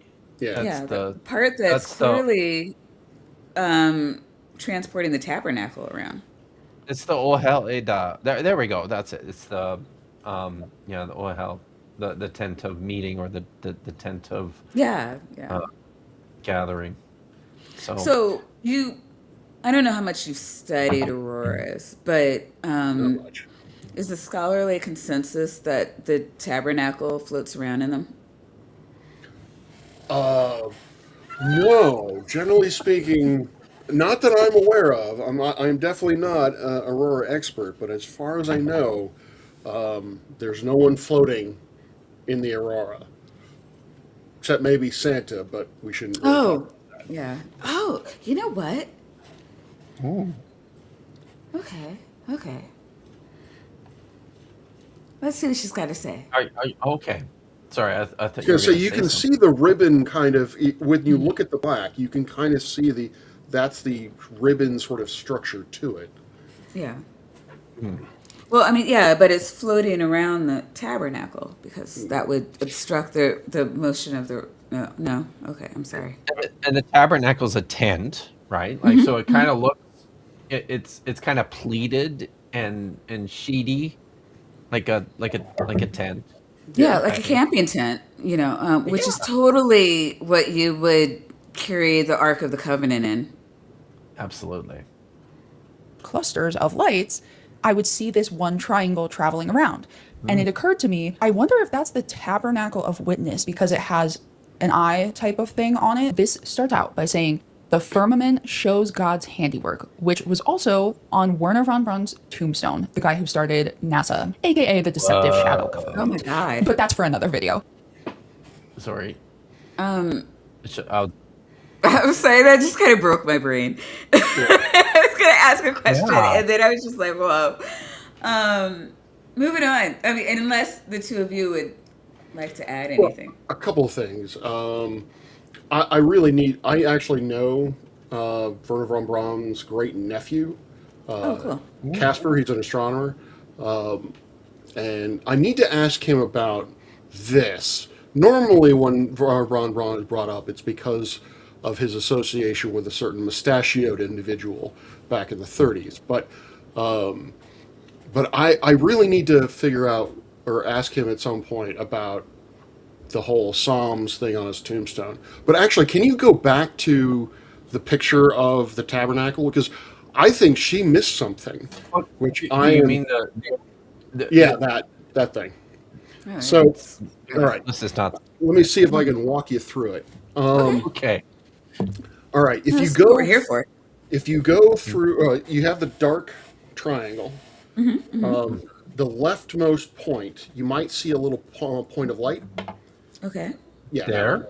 Then if you go Okay. up to your left, there's another Oh, point left. of light. Left. Up there. There, and then go straight up. There's another point of light. Go traveling around. Fuck. All right, you've Sorry. got 3. If you go back to the center one, The central that one. one. Or Okay. sorry, I'm getting ahead of myself. If you go back to the first one and go straight down, There. you'll see another one, and then if you go to the Yeah. right, you'll see another one. That's Cassiopeia. Oh, fairly you're sure right.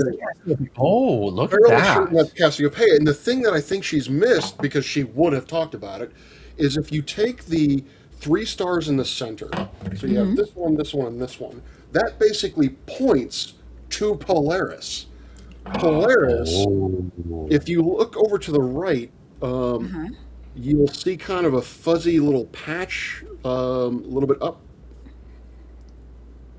a little bit over. There. Uh, How far one over? more. Where the green line basically ends. That star. Right here. I'm Yeah. fairly confident that's Polaris.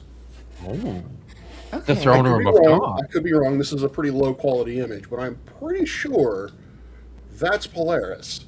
So I'm very disappointed in her because, I mean, this is obviously that God. Polaris' Oh my throne, God. and then this is his tent moving How did around. she- So, I mean, how did It's she the- miss this? The crown on top of God.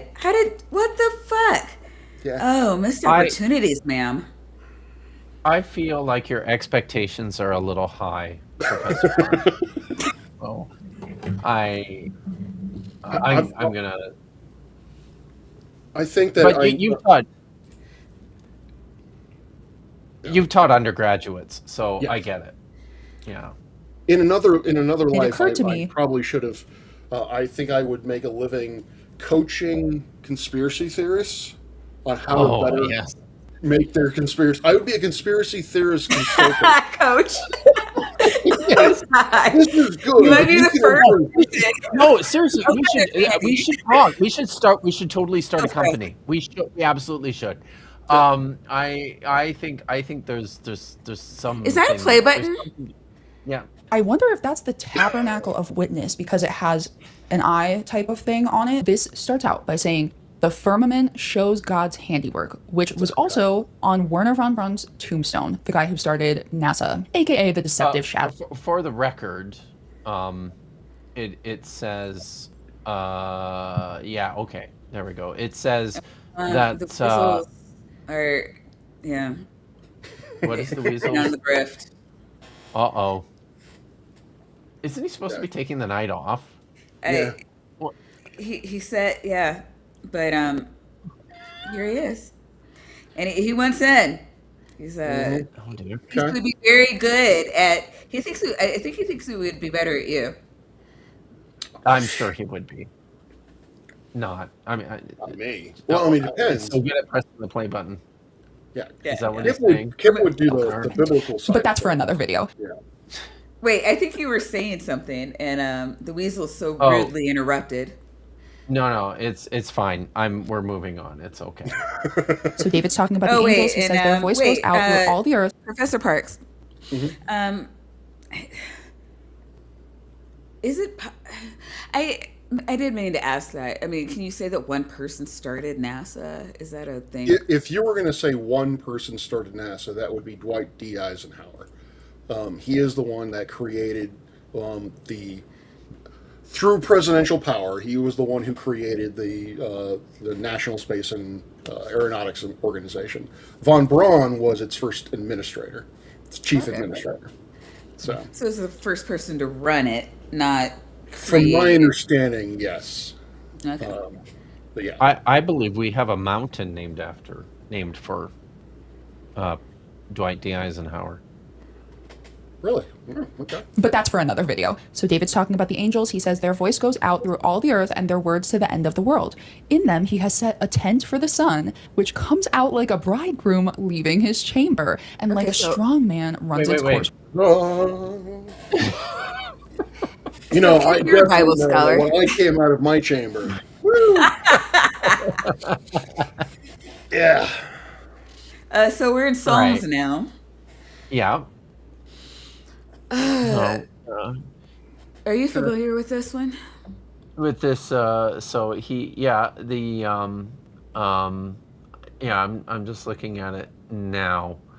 Verse 5, in all the world, the voice goes out. That's, oh, right, but that's never mind about that.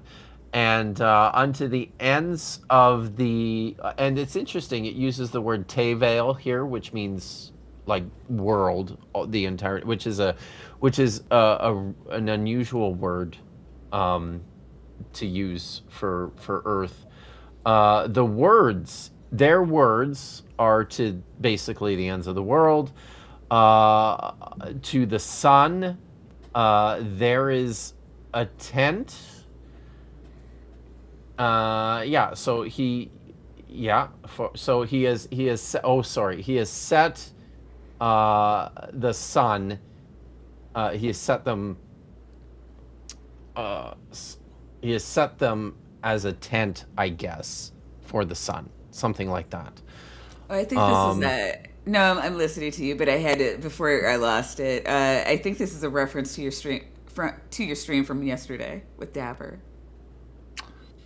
Yeah, I think she is using the King Oh, James. this one, yes. Yeah, So probably. on Saturdays, Kip is joining the Dapper Dinosaur for all sorts of fuckery, and I think you guys are going through Conspiracy. streamers that video. believe that. Yep. Yeah, I believe they believe that the 1611 Bible, is it King James? It's KJV, right? Yeah, King James. Yes, Yeah.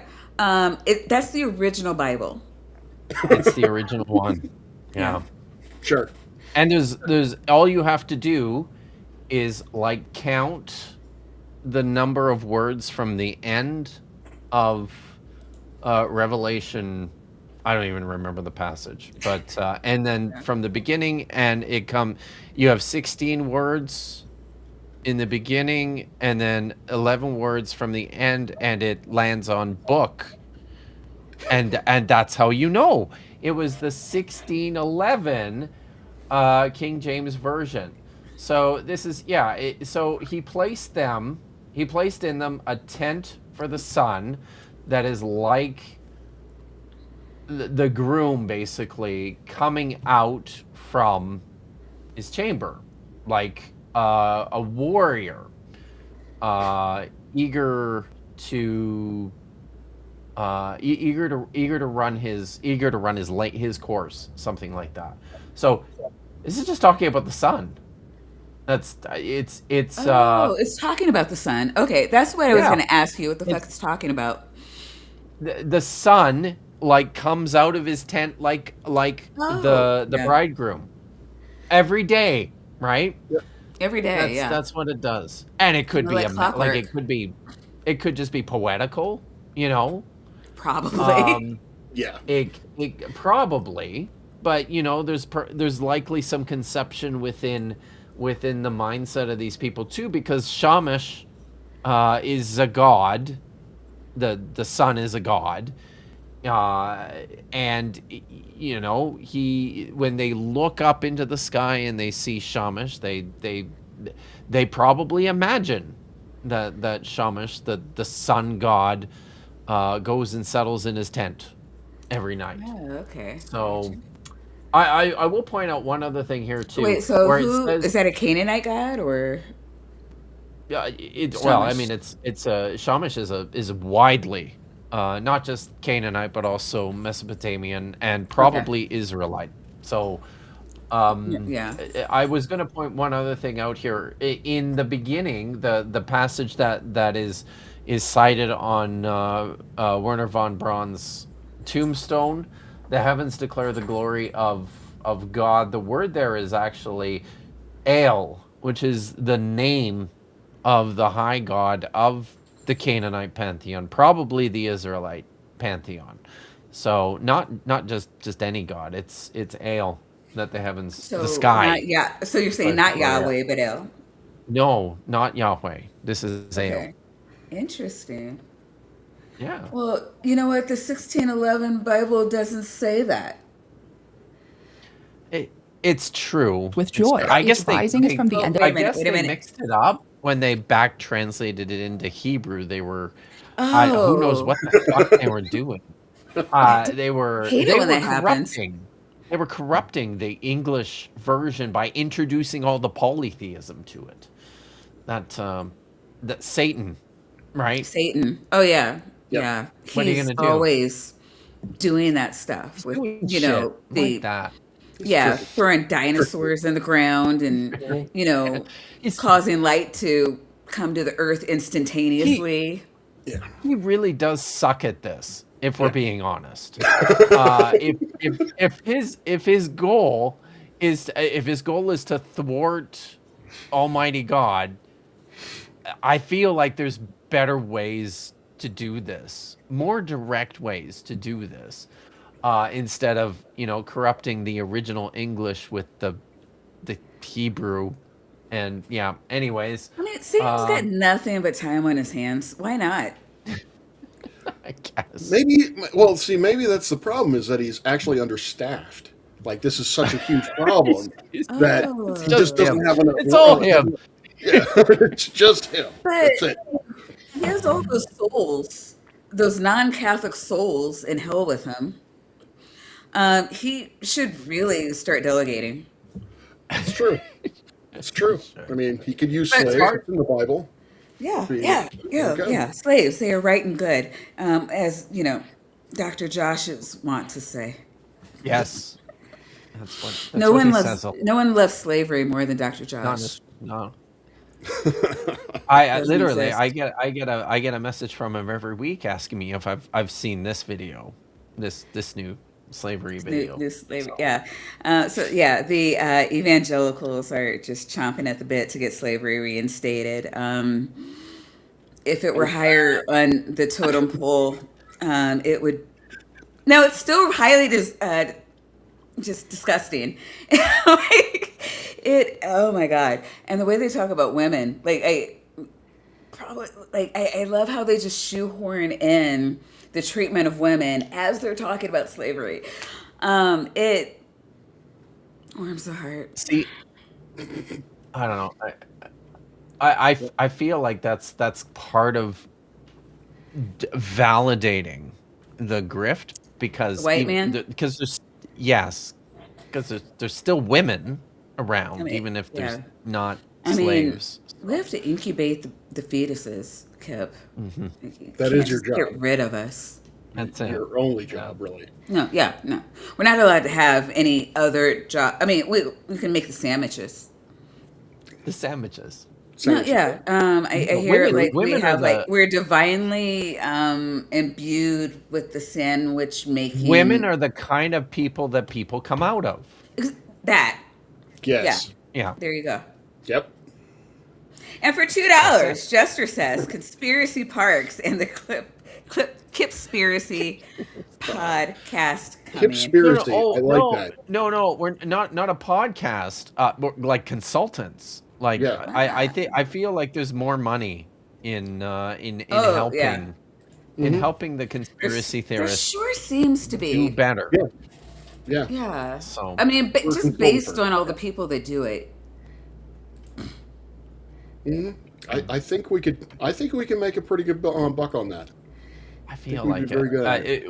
we just have to figure out how to get by the irritating ethical quandary that Yeah, I'm I mean, struggling with. there is So the conscience there's that. thing. You Yeah. don't have empathy, do you? It's very inconvenient. Yeah, I try not God Inconvenient. to, damn it. but I've been trying to Yeah. quit, but I just can't. No, it's can't do it. toxic. I heard it's Have you toxic. heard of Ellie? Well, I'm sorry. Have you ever watched Allie Beth Stuckey?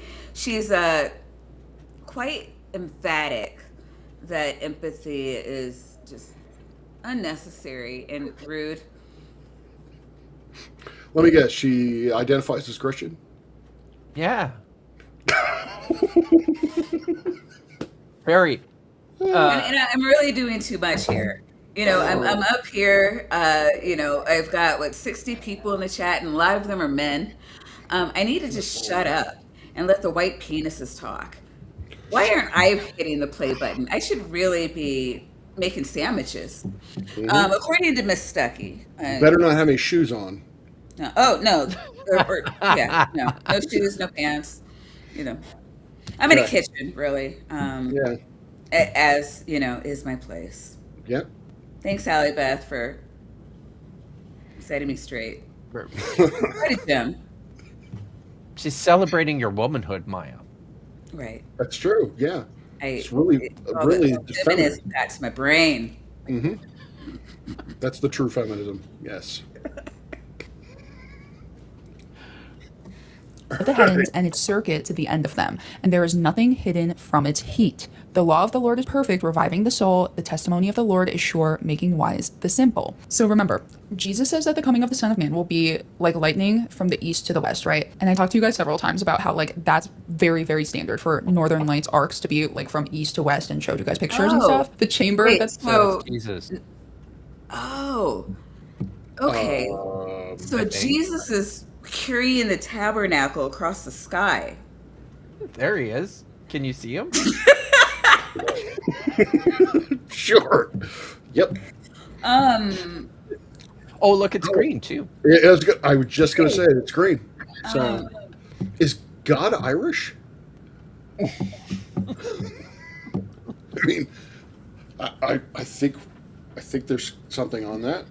I think we I could don't probably know. work on that somewhere. There's nothing in the Bible about him liking beer, so Well, that's true. Or He did make whiskey. wine. He did prefer to There make is wine. not a than lot beer. of beer in the Bible. Yeah, sad. It's or a short. whiskey. Or whiskey. I don't think whiskey was invented yet. Yeah, so obviously it's demonic, and God is not Irish, so Well, that could proves it. be that the whiskey was invented. It was in the tabernacle in the sky, which is why no one got Oh. drinking it. God, There we go. So that that is is so cool. that is the nectar that So I heard there were what is it? Beer in is it a solar system or a nebula or something? Do you know what I'm talking about? so There's- probably there was a plant. Astronomers now like what we call backronyms. Basically, we make up an acronym because we think the acronym is cool. And so there was a planet hunting mission called TRAPPIST, and TRAPPIST are named after a whole bunch of Belgian monks who make beer. So, Ah. so the sort of famous TRAPPIST-1 planetary system that has those 7 planets, 3 of them may be in the habitable zone, whatever. That mission, I don't even know what it stands for, but they forced something to spell TRAPPIST because they like beer. So, I don't know if that's what you're talking about, but yeah. I can't remember. It was so long ago.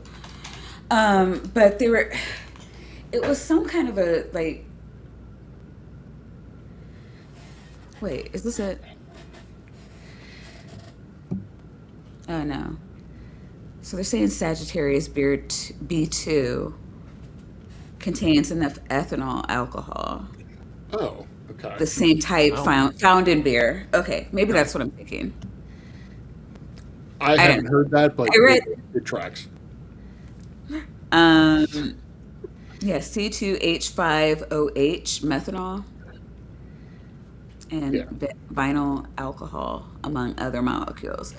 No, I read this back in the 90s. So, and then it just I don't know, talking about alcohol just jogged my memory. So trying to get me to remember, I don't know, a conversation I had an hour ago is tough. You want me to remember an article I read 3 decades ago. Yeah, that's not going to happen. But if I find it when I'm not streaming, I will send it to you. Okay. Yeah, we find a whole lot of complex molecules in gas nebulae all over the place. So I've never heard of this, but I'm not surprised by it. I'm wondering though. Again, I don't study aurora. Well, actually, no. It would be across the sky because aurora are typically circular. So yeah, I never really thought of the aurora going from east to west before like this. I've always thought of them as sort of localized events, but no. Yeah, I never really. Well, again, I've never seen it, so I don't know. Maybe she's right, but I mean, again, this is clearly Jesus. Yeah. Yes. Yeah. Yeah. Okay. To west and showed you guys pictures and stuff. The chamber that the bridegroom leaves from is called a chuppah. A chuppah is a triangular shaped tent. And then I started thinking about how Jesus is the cornerstone that the builders were. It's true. She just showed a square. Like the trouble was a square. Okay. Anyway, sorry. No, you're right though. I was thinking the same thing. Rejected. The cornerstone. Do you owe more than no. $10,000 in Canada on things like credit cards, payday loans, or lines of credit? I know. Or your monthly? Here's from my 1863 Bible. This is an illustration of the Lord judging Jerusalem. Another for her 1863 Bible. Nice. Is it actually from 1863? Because that would be cool. Maybe I don't. I have no idea. Looks possible though. Antique illustration. You have the Ark of the Covenant, and right above it, the all-seeing eye, which I believe is the Tabernacle of Witness. Here's an antique chart of the ages. Is the all-seeing eye the Tabernacle of Witness? No, I have no. No, it's not. It's not. Didn't Emerson come up with that, or is that the transcendent? Yeah, I have no idea. It's like see, because if it happened after like 150 CE, then I don't know what the fuck. So it didn't. So time didn't happen after 150. Nothing important happened after 150 CE. Nothing. I mean, not in my world, at least. So, this is the chart of the ages here, which is all pyramids. What does that mean? I don't know. Oh, There's an explanation for this chart. Is it what the aliens gave us so that we knew how to progress? No idea. Why is there a pyramid being knocked over? That's rude.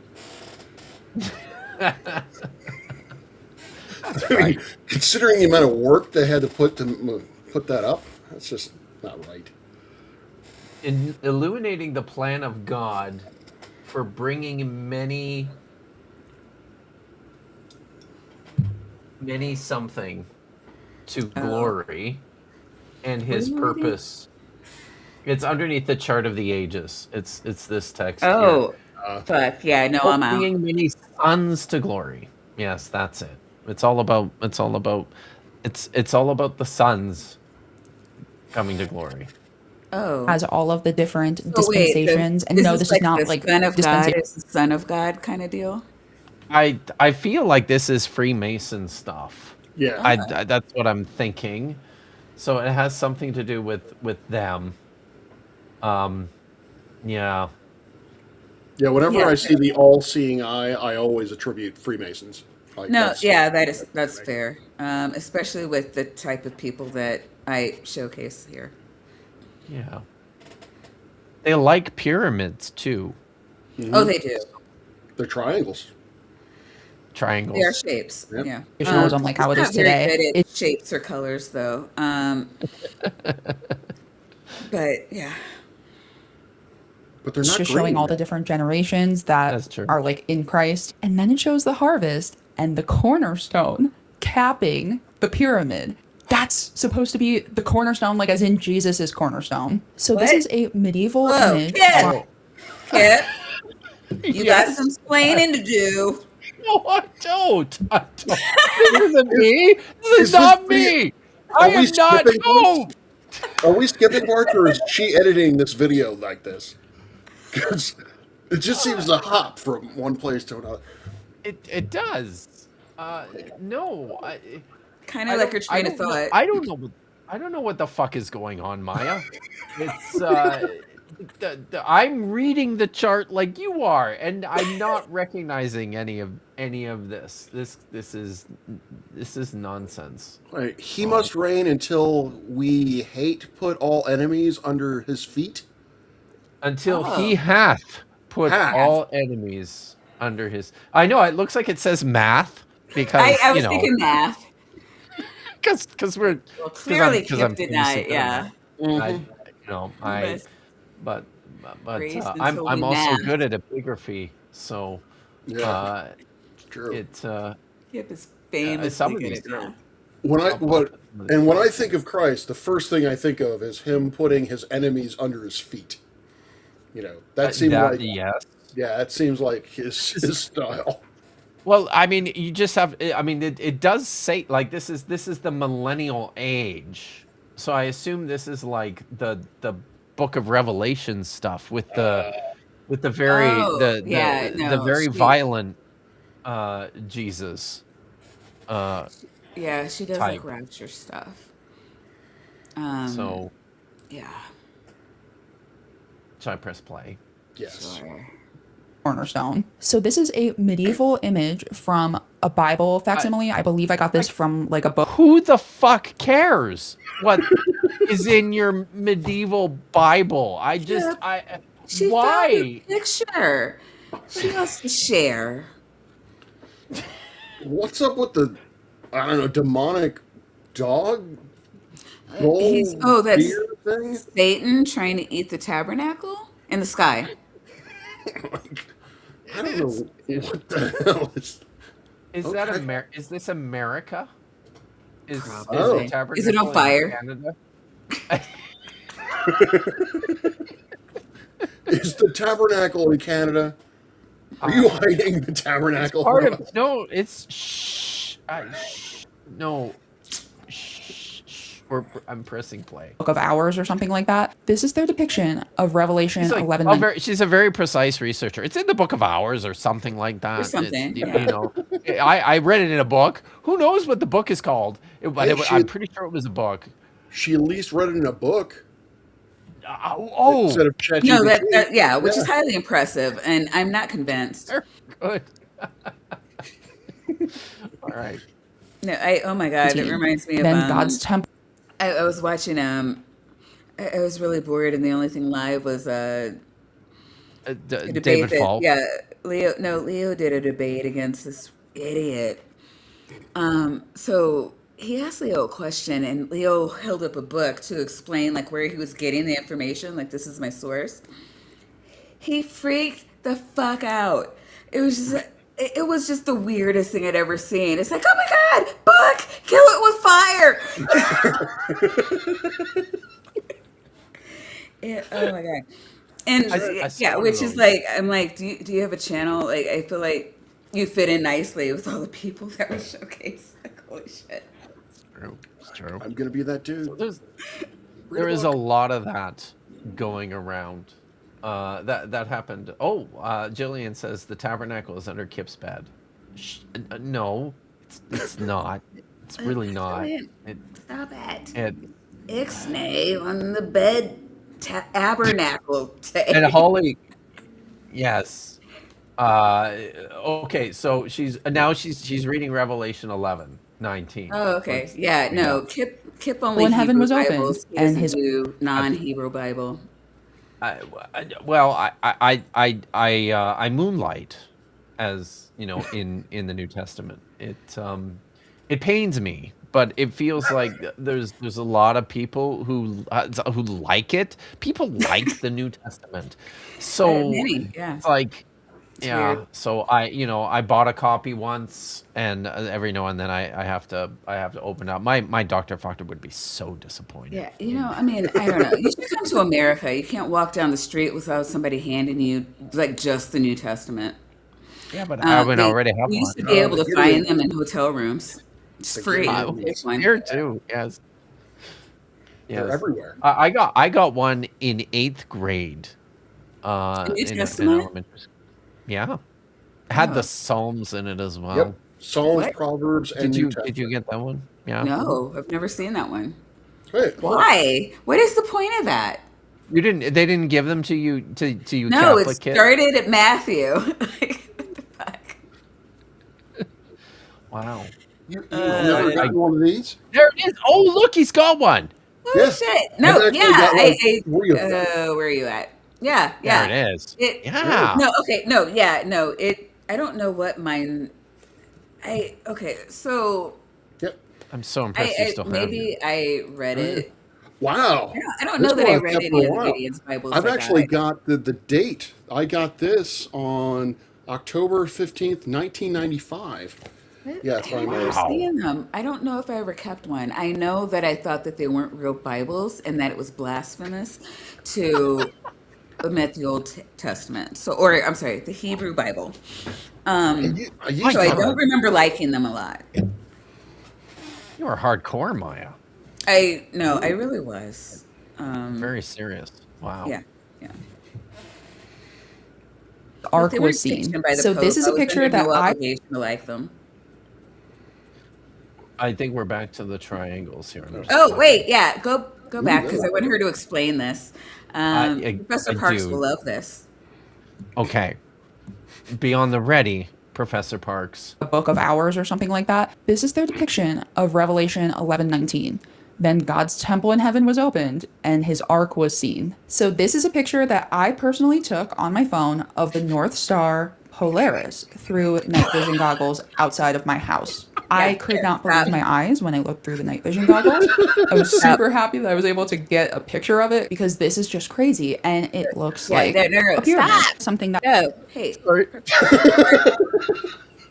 Professor Parks, I need you to explain why Polaris, which is clearly seen here through her phone at night, Wait, is hold in on. the shape of a triangle when you told me the stars were round.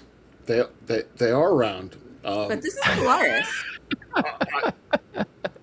I can't. I can't possibly explain this.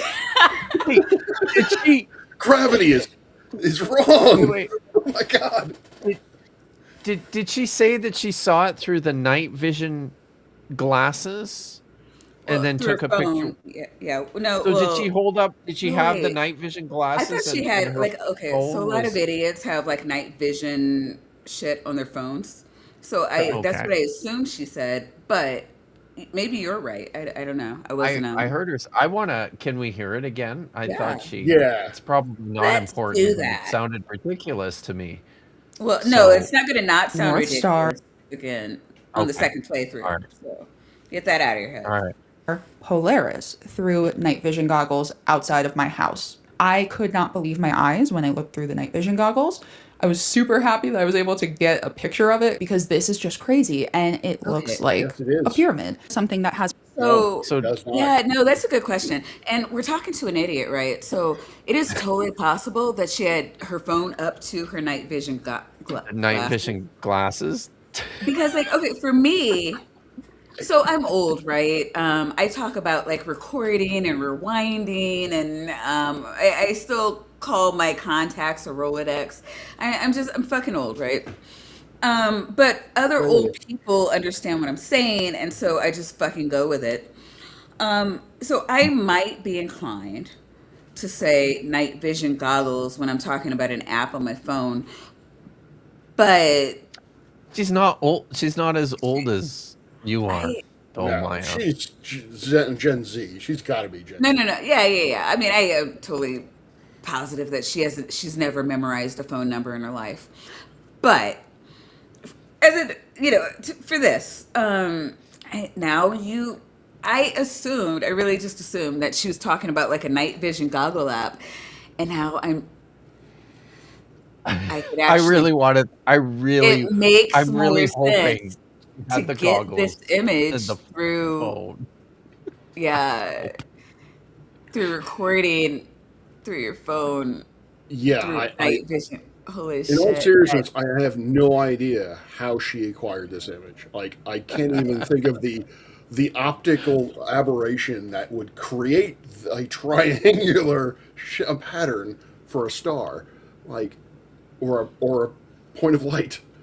But have you ever looked at Polaris through night vision glasses, No, no, no, no. Professor Through your Parks? phone, as it was Through- recording through night vision glasses, as See, Victor so aptly she also, detailed here. so Yeah. here again, she loses points. If she had hired us, I would have told her she needed to at least claim that this was taken with a Nikon P900, because that is the flat Right. earther camera of Yeah. choice. Right. Yeah. So And then you would have. I mean, that would have been like all the flat earthers love that as Oh, yeah. well. Yeah. That's just it. It's Oh my God. that. So as soon as they hear it, that's obviously Yeah. true. No, It's yeah. Truth. A Nikon Yes. P900 Immediate, does yeah, not like it. immediate, like, Yeah. you hear and obey, like that. Yeah. Yeah. So, okay, all right, sure. Me so mind blown. I cannot handle it. And to put this as simply as possible, this is drawn based on a specific math equation. The exact same equation can What is also this be equation? drawn in four. Do we know? So this is- Professor Parks, Sure, you read math. sure. This actually looks like almost like the Contra code. Up, down, right. I'm looking at the little, Oh, or the crosses. I'm telling you. up, down, down. Right. That's what this is. This is God's Contra code. Okay. Yeah. Four set subsets in tetrahedron. I don't. Tillman Piesk from Simplex and Wikipedia. Hey, the weasels, do you know things about the picture of what is clearly Polaris here? I don't even know. Come what on, it you're an is. astrophysicist. Yeah, I'm trying to think of. All right, so BD, CD, BC are obviously the midpoints of the BC line, the BD line. If you draw lines from the midpoints, you get to AE, which is directly above or directly below that. Sure, okay, I follow that. So are these like the rooms in God's house throne room? I Big house. Yeah. Throne room. Yeah. Well, Polaris is the throne, so maybe these are the coordinates in the throne room, or I don't know. maybe like God. Does God live at A? I feel like he might. He would have to. I mean, I guess that's the Yeah. middle of the pyramid. That would be where God. Yes. Well, at least God sits there. That's his throne. Right. Yes. So a simplex is a geometric object that generalizes to n dimensions. That means something to me. Yeah. Kip, you're notoriously good at math. Famously. I'm a biblical scholar. That's not math, is it? That can't be math. So these are Is it? coordinates that you can. Okay, let's see what she thinks it is. All right. Or D, like this. These two shapes are the exact same mathematical What's the equation, tesseract? just drawn. What? Oh, that makes so much more sense. God is in the fourth dimension of What? space. Yeah, no, fuck all that time shit. God lives in the fourth dimension of space. Okay. She says that the equations are the same. Yeah. Are there equations here? I mean, I don't know. Stop being stupid. Yeah. The same.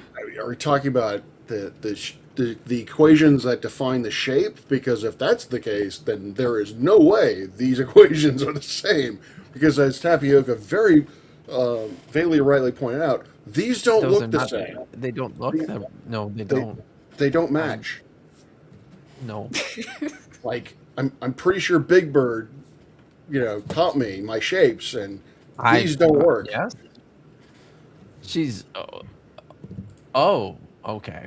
She's on it revealing in Loki. 2 different ways. So I'm Loki. showing you this because that's the Star of Bethlehem, guys. I've Right, been what? theorizing for so Whoa. Star of Bethlehem. God damn it. So, Okay. So, Sure. all right. So the thing she saw through her phone, through the night vision glasses, when she was looking at Polaris, corresponds to the triangle thing.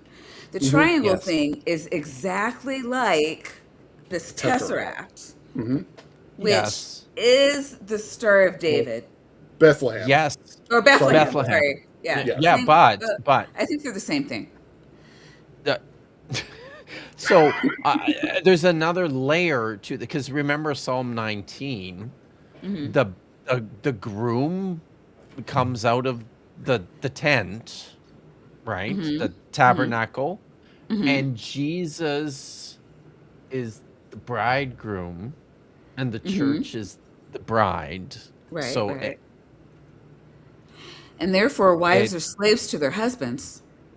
that we just went over that's this. It we did. That was last Sunday. Holy shit! Did you forget? But So much. But to answer Miranda, I think yes. I think Polaris is now the Star of Bethlehem. Oh, Yes. Okay. So I think right. that's what just Oh. happened.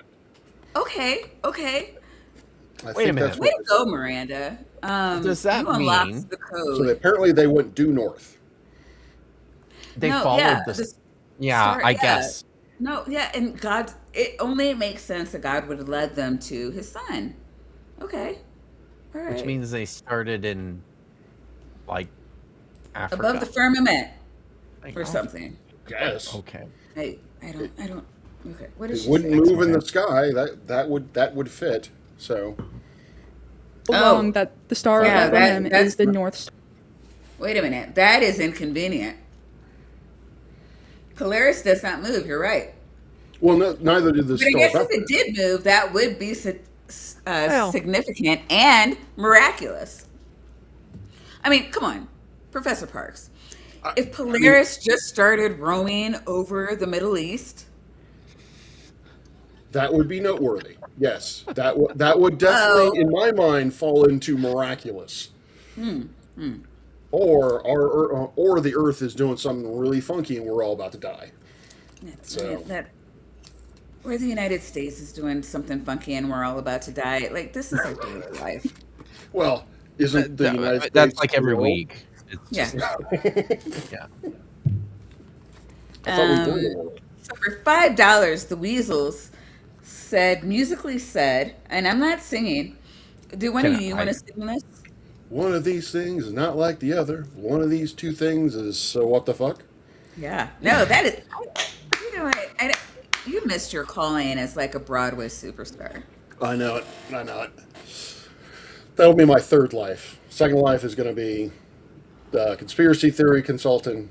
Third, Yeah. Broadway superstar. Third No, life. I Broadway, heard life Broadway starts superstar. after 50. So you two are like prime for We're the ready. second life. Ready for it. Oh Yeah. yeah. Yeah. Awesome. Star, and that the North Star is God's throne room. This has me so mind blown. 2 4D structures with the exact same mathematical equation. Wait, that's a 4D. That's a 4D. That's a 4D structure. She did say that. Well, that's what she showed the simplex was. Sure. But it's. I mean, is this? This isn't even a 3D structure, No, it's is it? 2D. It's Yeah. Well, I mean, it's a picture of a 4D object. Of course, it's going to come in 2D.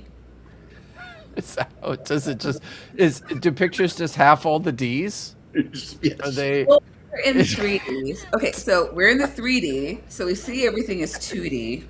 And certainly our Yes. pictures do, right?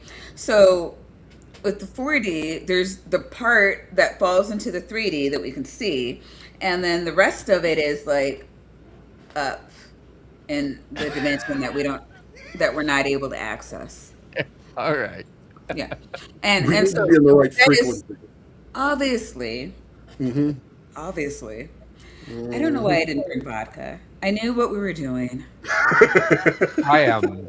I have that much wine left. Yeah, no, this is Are you? yeah. Oh, you're I'm still. 1.5, I guess. In. I'm on my. I don't know. I'm thinking I I should have had. brought psychedelics. Like that would help me No. with this video. I had a glass of scotch before I started in on the wine, There you go. and I added Crown to the wine. I blended it, so it's What? it's okay. So Okay. Why? Are you Why did you do sober? that? well, because I knew I was going to be here tonight. Oh, So yeah. I am okay. and No, I no, no, no. So, Why did you put Crown in wine? well, okay. Yeah, I you- can access. I good. access. I can answer this. okay. I'm okay. I only bring the crazy, right? Okay. So Kip's been here once or twice, and he's not even trying to be sober anymore, which is right and good. If you are not an alcoholic and need to abstain from drinking, you should probably just show up drunk. If anybody is in yes, but if anyone is in doubt, I could absolutely do this show sober. I could. We'll never I know. could do it. Good. I think I did it sober the first time actually. The very first time, yeah. The very first time, and then I was yeah, like, then he you know was what? just like, I'm not doing that again.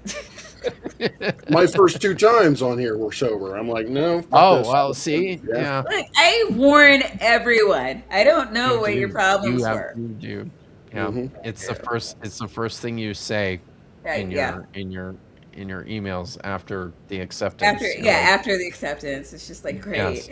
What do you bring? you don't Do open with I that. don't know, Hey, like, you come on my apologize. show and bring booze. No, like even Apologia, it was so crazy. He came on and Shannon was in the chat, and I saw her say he took all the Diet Coke with him. I guess that means the rum is gone too. Like all the of rum it. gone? Why is the rum gone? Where did the rum go? Right. No. This cannot be coincidental. This is insane. Can't be. I'm flabbergasted. This if this you look up, cannot be coincidental. No. At all. cannot. No chance. No chance. Aren't a thing. Not. But, guys, okay, so like we just think coincidences are a thing, but don't you know that everything happens for a reason? It's all connected. Yeah, All connected. all of it. on this side, you can also see what I believe would be like an eye or Where? the so Where hard. can you, So I'm hoping that you guys have. Where can you see an eye? I'm looking for the eye. Where? So there's a darker green patch on the side. Oh, on the corner. Where Say she's corner, getting an but- eye from that, I have no idea. She's drinking something that's better than beer if she's getting an eye from that. She doesn't look sober. Well, Every I time we mean, stop. would a sober person put those eyebrows on herself? Oh my god. That's I true. mean, seriously? That is true. Seen my content on Noah's Ark in the sky and how I don't believe that Oh. Noah's Ark is what they tell us it is. Like it looks Oh. different than modern biblical portrayals. And Well, I mean, that is- clearly, that is so true. Noah, yeah, no, 100%. Noah's Ark does not look the way it is commonly portrayed. That means it's a tesseract. No, it's a box. Oh, What's a cubit? oh, Kip knows this. What? A cubit. What is a cubit? Yes, What is a cubit? It's there's the like, question. it's like 18 inches, I think. Oh. I Okay. think. So, I should know that, Yeah. but I'm pretty sure. So it's I don't know. 18. I was told that it changes depending on. Well, like, I yeah, don't know, it's there's not user error like it's in a non. cubit It's or a something. it's a non-standard unit of measurement because they didn't standardize across cultures, so everyone used the same word to mean what the unit of measurement that approximated and as near as we can guess, it's in and around 18 inches. So most of the time, we think That's what she said. probably. Well, Yeah. all I'm getting is that a cubit is cubit, cube, 4D. Yeah. They Oh, measure. Tesseract. I They see, yeah, measured that's the correct. arc out of 4D units. So And yeah, for whatever reason, she thinks triangle equals tesseract, which I don't know. Oh, I was told was a 4D square, but yeah. apparently I'm wrong. It's a triangle. Do you know the I believe this is correct, and if Paul's in the chat, he can correct me if I'm wrong, but I'm fairly sure I heard this from Paulogia that at Lucasfilm, they called their archive of everything that was canonical Star Wars the Tesseract. I think they called it that. So that's yeah, I think that's also one of the Infinity Stones in the Yeah, MCU. it is. Yeah. But yeah, well, it was until what do you call it? Thanos got to it. And Yeah, now it's just, not just a rock. yeah, exactly. Excuse me, are y'all Talked with the about cult? the light. What was that? So it would just be going Welcome mad. to the cult. Please enjoy your tappy There we weasels, your nitties, and vaginas. Window or the Sohar/Lorida. In almost all of our modern English translations for this word, it's rendered as roof. So God tells What? Noah to build a roof onto the ark. But the actual Yep. Yeah. What did she Well, say there's- it was? I have to back this up. I'm sorry because I didn't Yeah, hear that's the totally word. cool. Well, We're not getting through the put a whole roof video. on the Do what ark you need to to do. rain them. And it's raining. Who wouldn't But put a roof on you the need a ark? roof. You do. You need a roof. You Yeah. I need- mean, certainly. But is that what that Serena. word is? /Lorida. In almost all of our modern English translations Sorry, for I this didn't go- word I don't think I have to go back a little farther here. Okay. /Lorida. Oh, In almost damn all of it. Sorry. Okay. I'm Yeah. bad for at the- this. Yeah. I'm there you bad go. at us this. it is. Like it looks different than modern biblical portrayals. And we talked about the light window or the Sohar/Lorida. In almost all of our modern English translations for this word, Yeah. it's rendered as roof. So God tells I mean, Yep. really? It's, I don't know. I mean, there's like that's Genesis 7, I'm fairly sure. Um, it's, we just read this text on my Thursday night live streams. You forgot already. Well, I mean, it's hard to remember them all. But God only gave you one book, and you only read half of it. Jesus Christ.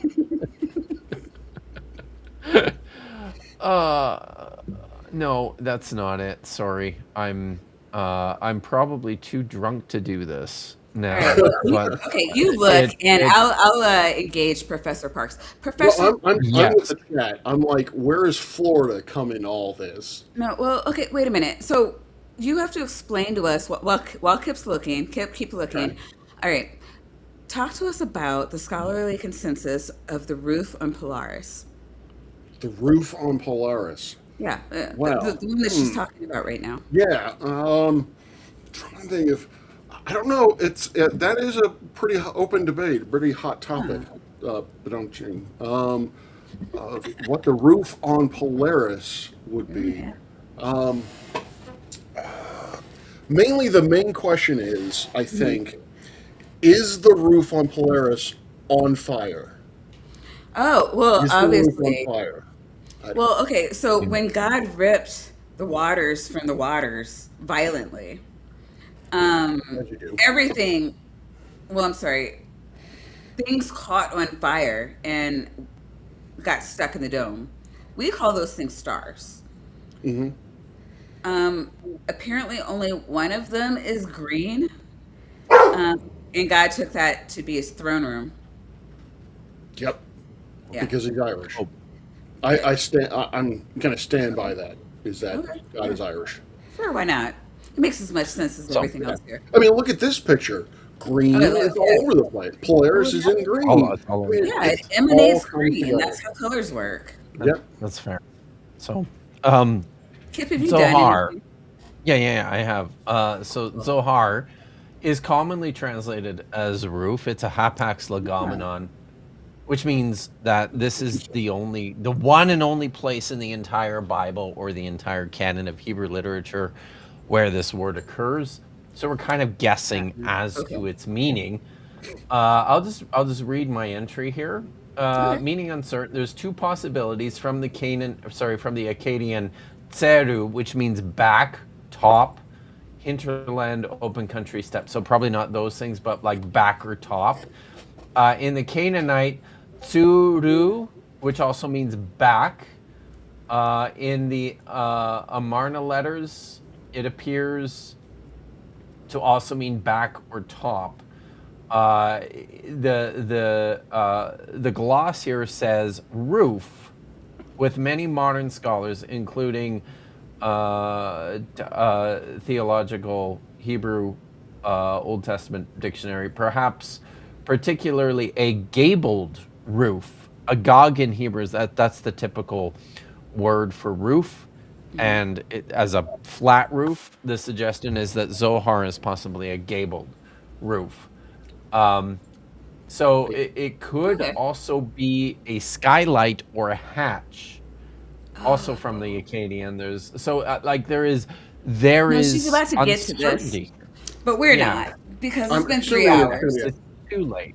No, yeah, gonna she's be a going to talk triangle. about how this relates to God, like that how that opening goes to. Yeah, I don't know. Well, I think God what she's likes going to it. try and say is that normally the ark is depicted as having a flat roof, whereas the actual ark, has a pyramid roof. That's probably where she's going with this. Oh, probably, and that means it's in the sky Yeah, right. Well, I mean, because where God it's put it after triangles. Yep, it triangles. happened for reasons. Yeah, and so you would put your ark in the sky once you're done with it, because Where else are you going Obviously. to put it? exactly. It's not on the mountains of Ararat, as No. we learned from Ron Wyatt. Well, It's just not. I mean, Definitely not under there's Kip's a lot of bed. people who would disagree with that. We've covered them.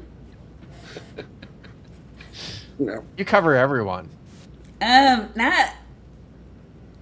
Wait. So I learned about something here today, and I'm like, oh, I haven't covered that. So now I'm gonna have to go back and listen to this and write it down and force somebody to talk to me From about this it. stream? Yeah, Professor Park said something earlier. Not the electric universe thing. That I remember. I'm gonna Well, it's not even a torture for Grayson. He actually loves talking about it. I don't know. I might torture. I might yeah. torture Grayson. It's really hard to torture Grayson, though. Believe it or not, he really loves the shit. Okay, but gentlemen, all right, Yeah. Professor Parks, thank you for coming back. Oh, of course. Yeah. I hope Glad to be how, here. how have you been? I haven't seen you in about half a year. Well, I mean, we've Uh, talked, but I haven't seen you. You're looking great. Yeah. You got your Thank you. beanie. Things Two. have actually been a Two. bit challenging of late, but it's getting better. So yeah, it's good. Well, you're Pretty good. busting Like all I those said, nasty show bucks. So I mean, that's gonna be great. exactly. I mean, work is definitely picking up. Like it's unfortunately because of that, I have kind of had to move away from YouTube, but I'm trying to figure out where to go with that. The next video that I'm going to do is actually on cosmological tuning or the fine tuning problem. I don't know if you're familiar Yeah. with this Yeah. argument for God. Yeah. Is that there are certain basic fundamental constants of the universe, and if you tweak them just a little bit, if you were to change the gravitational constant just a little bit, you would not have the universe that you have today. And so, intelligent design people, people who want to use science to prove the existence of God, will point to this and say, "Well, obviously, God." And so, I'm going to do a video where I express my dissatisfaction with that argument from both a scientific and theological perspective. My favorite part of like fine tuning is when they're like, oh, well, if the Earth was like even like 1 degree closer, further than the sun. And I'm like, we have an elliptical orbit, you assholes. It The, just, from a scientific standpoint, the problem that they have is from a life perspective. We have a data set of one. We have the Earth. That is right. the only piece of evidence that we have that life exists in the universe. Hmm. So to say that the Earth is, there has to be just right in order for the life to exist, we don't know that. We Right. don't know what sort of characteristics or what things have to fall into place for life to exist on another world. If you want to be very pessimistic, then you can say that yes, Earth. There are certain things about Earth that are very rare and are necessary for, or what we think are necessary for life to have evolved, but we don't know. And so there's a lot of certainty said in these arguments that drive me up a fucking wall, because it's not scientific. Science is about what does the evidence say? What does the evidence say? What can we say with confidence? And they are trying to they are trying to corrupt something that I love to try to prove something else that I love that should not be proved in that way. So, yeah. Yeah, no, I have this argument with my family all the time. Just, I mean, science in general. So I think we were talking about this, not if not last week, then the week before, where I don't, my mom and my brother swear up and down that scientists told them that they didn't need God because science, and I'm like, I don't know what that conversation was, but it just doesn't even make sense to me. And again, as a Catholic, we're totally cool with God and science being in the same room, and that together, like I just my understanding of science was from priest. Science is our study of the world, and the Catholic perspective is that studying God's creation should get us closer to God. It wasn't the study of God, that was the religion class. And in 12 years of Catholic school, at no point did I see faith in science. It was just, science is what God did, religion was who did the things. So I don't know. There's been this really big push, and again, I don't know if it was and I agree. I mean, wholeheartedly, I was in a Catholic bubble, and everybody thought like me.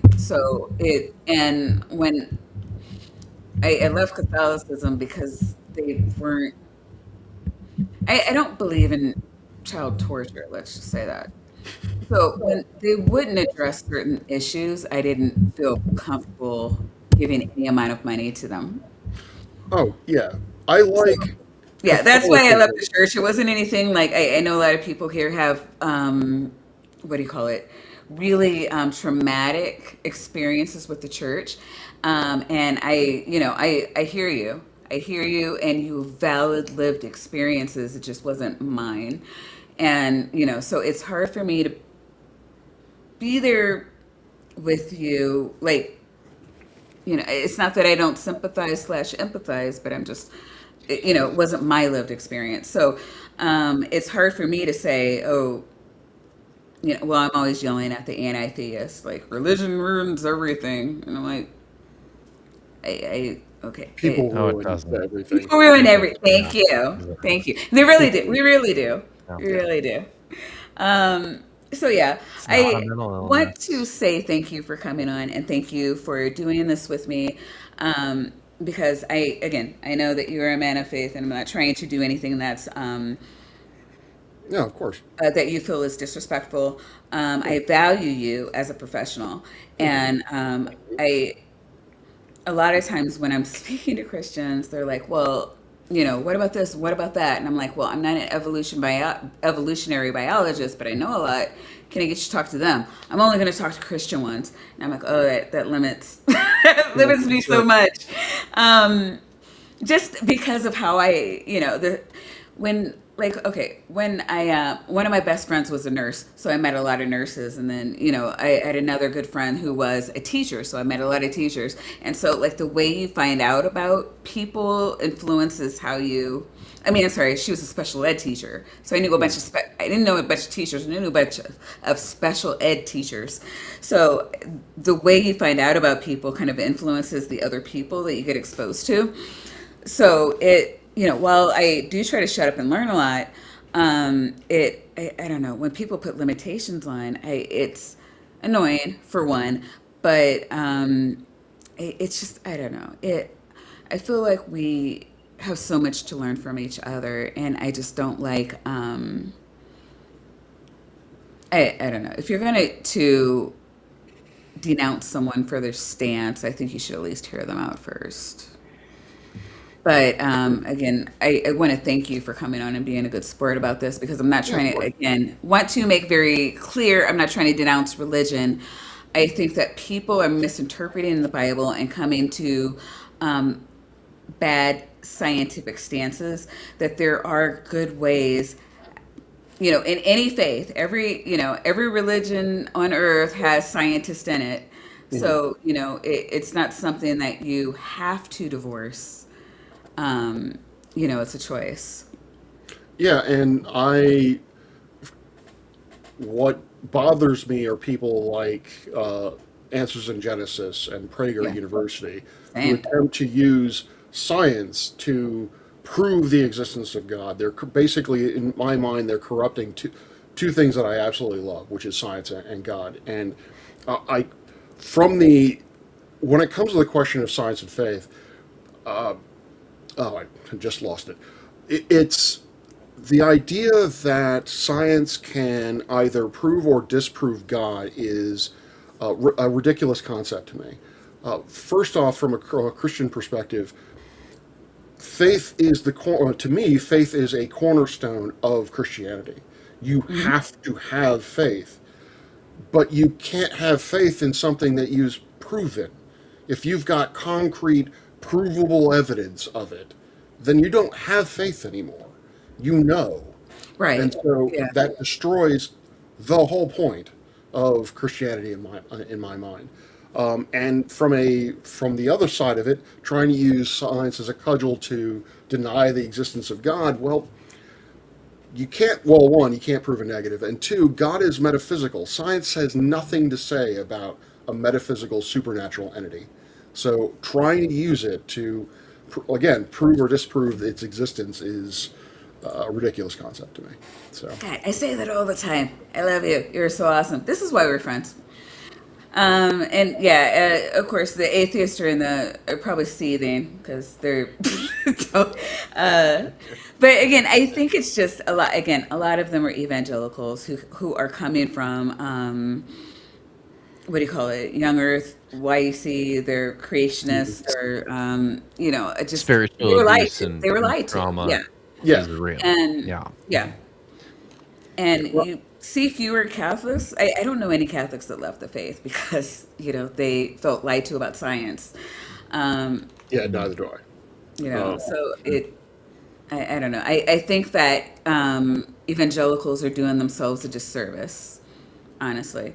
If they're, I think they're grifters, honestly. I have no respect for evangelicals specifically, but if you're trying to grift, like, I mean, they're doing a really horrible job of, I don't know, kind of containing, because I mean, what we're seeing is people falling away, and they're either going towards like this crazy, like, conspiracy theory stuff, or they're becoming atheists. Like, you can't engage in the topic and get information. The so my problem with or what how I look at this is that the issue I have is fundamentalism. It Yeah. doesn't matter what you are being a fundamentalist about. It's Mhm. that you are being a fundamentalist. You can be a Yeah. fundamentalist atheist. You can be a fundamentalist Christian. You can be a fundamentalist um, American. The thing is, when it comes to fundamentalism, it's not about improving the lives of people around you. It's about controlling those lives and controlling what can be expressed because that is what you are comfortable with. And that is the problem that I ultimately have with any sort of fundamentalist standpoint, is that it isn't coming from a place of love. It isn't coming from a place of creation. It is a place of control and destruction, of hate, really. Yeah, 100%. I don't know. IMO, but I hear you. So, all right. Kipling, why are you pouting? What the fuck is that? I am not pouting. I'm relaxing. Very relaxed. See how chill I am? It's very relaxed. Ah, All right. So 1 minute. I'm secretly God, we're pouting. so over it. This Oh, has got to be my longest stream um, ever. All right. Who are you? no, it's Where are not. you? I'm And secretly what do you have coming harmless. up just this week? Yeah, of course. So, new video coming out this week with Dr. Josh and Dr. Christy Cobb from the University of Denver, who teaches New Testament and has written books about slavery in the New Testament and women in the New Testament in the Bible. And we're responding to Inspiring Philosophy's recent, terrible, hilariously stupid video. Did the Bible, sorry, the New Testament ended slavery? So that no, it didn't. So that's this okay. week. Then I'll be back on Thursday as usual with more Hebrew. We're reading the story of Rachav from Joshua chapter 2, who is the baddest bitch in the Bible. No question about it. And if you want to know what I'm talking about, you need to check out the stream. Just for the record, I got to translate last week. Uh, bring out those two guys who are fucking you. It's literally that's what the text says. That's what it's in there. It's what the text says. So, What chapter? your Wait, what English. chapter and verse is that? That's chapter 2, verse 4 or 5. It's either 4 or 5. Oh It's bring shit! out those two men who are fucking you. That's what the text says. It's exactly what it says. So it's a Nice. great story. Come and check it out Thursday at 5 o'clock Pacific. And then on Friday, I'm very excited because I will be Oh my joined, god! yeah, Yeah. by Paulogia and CJ Cornthwaite to talk about another it's Inspiring Philosophy Week, guys. We're going to be talking about another inspiring philosophy disaster and his ideas about the resurrection of Jesus. So I've brought some big guns.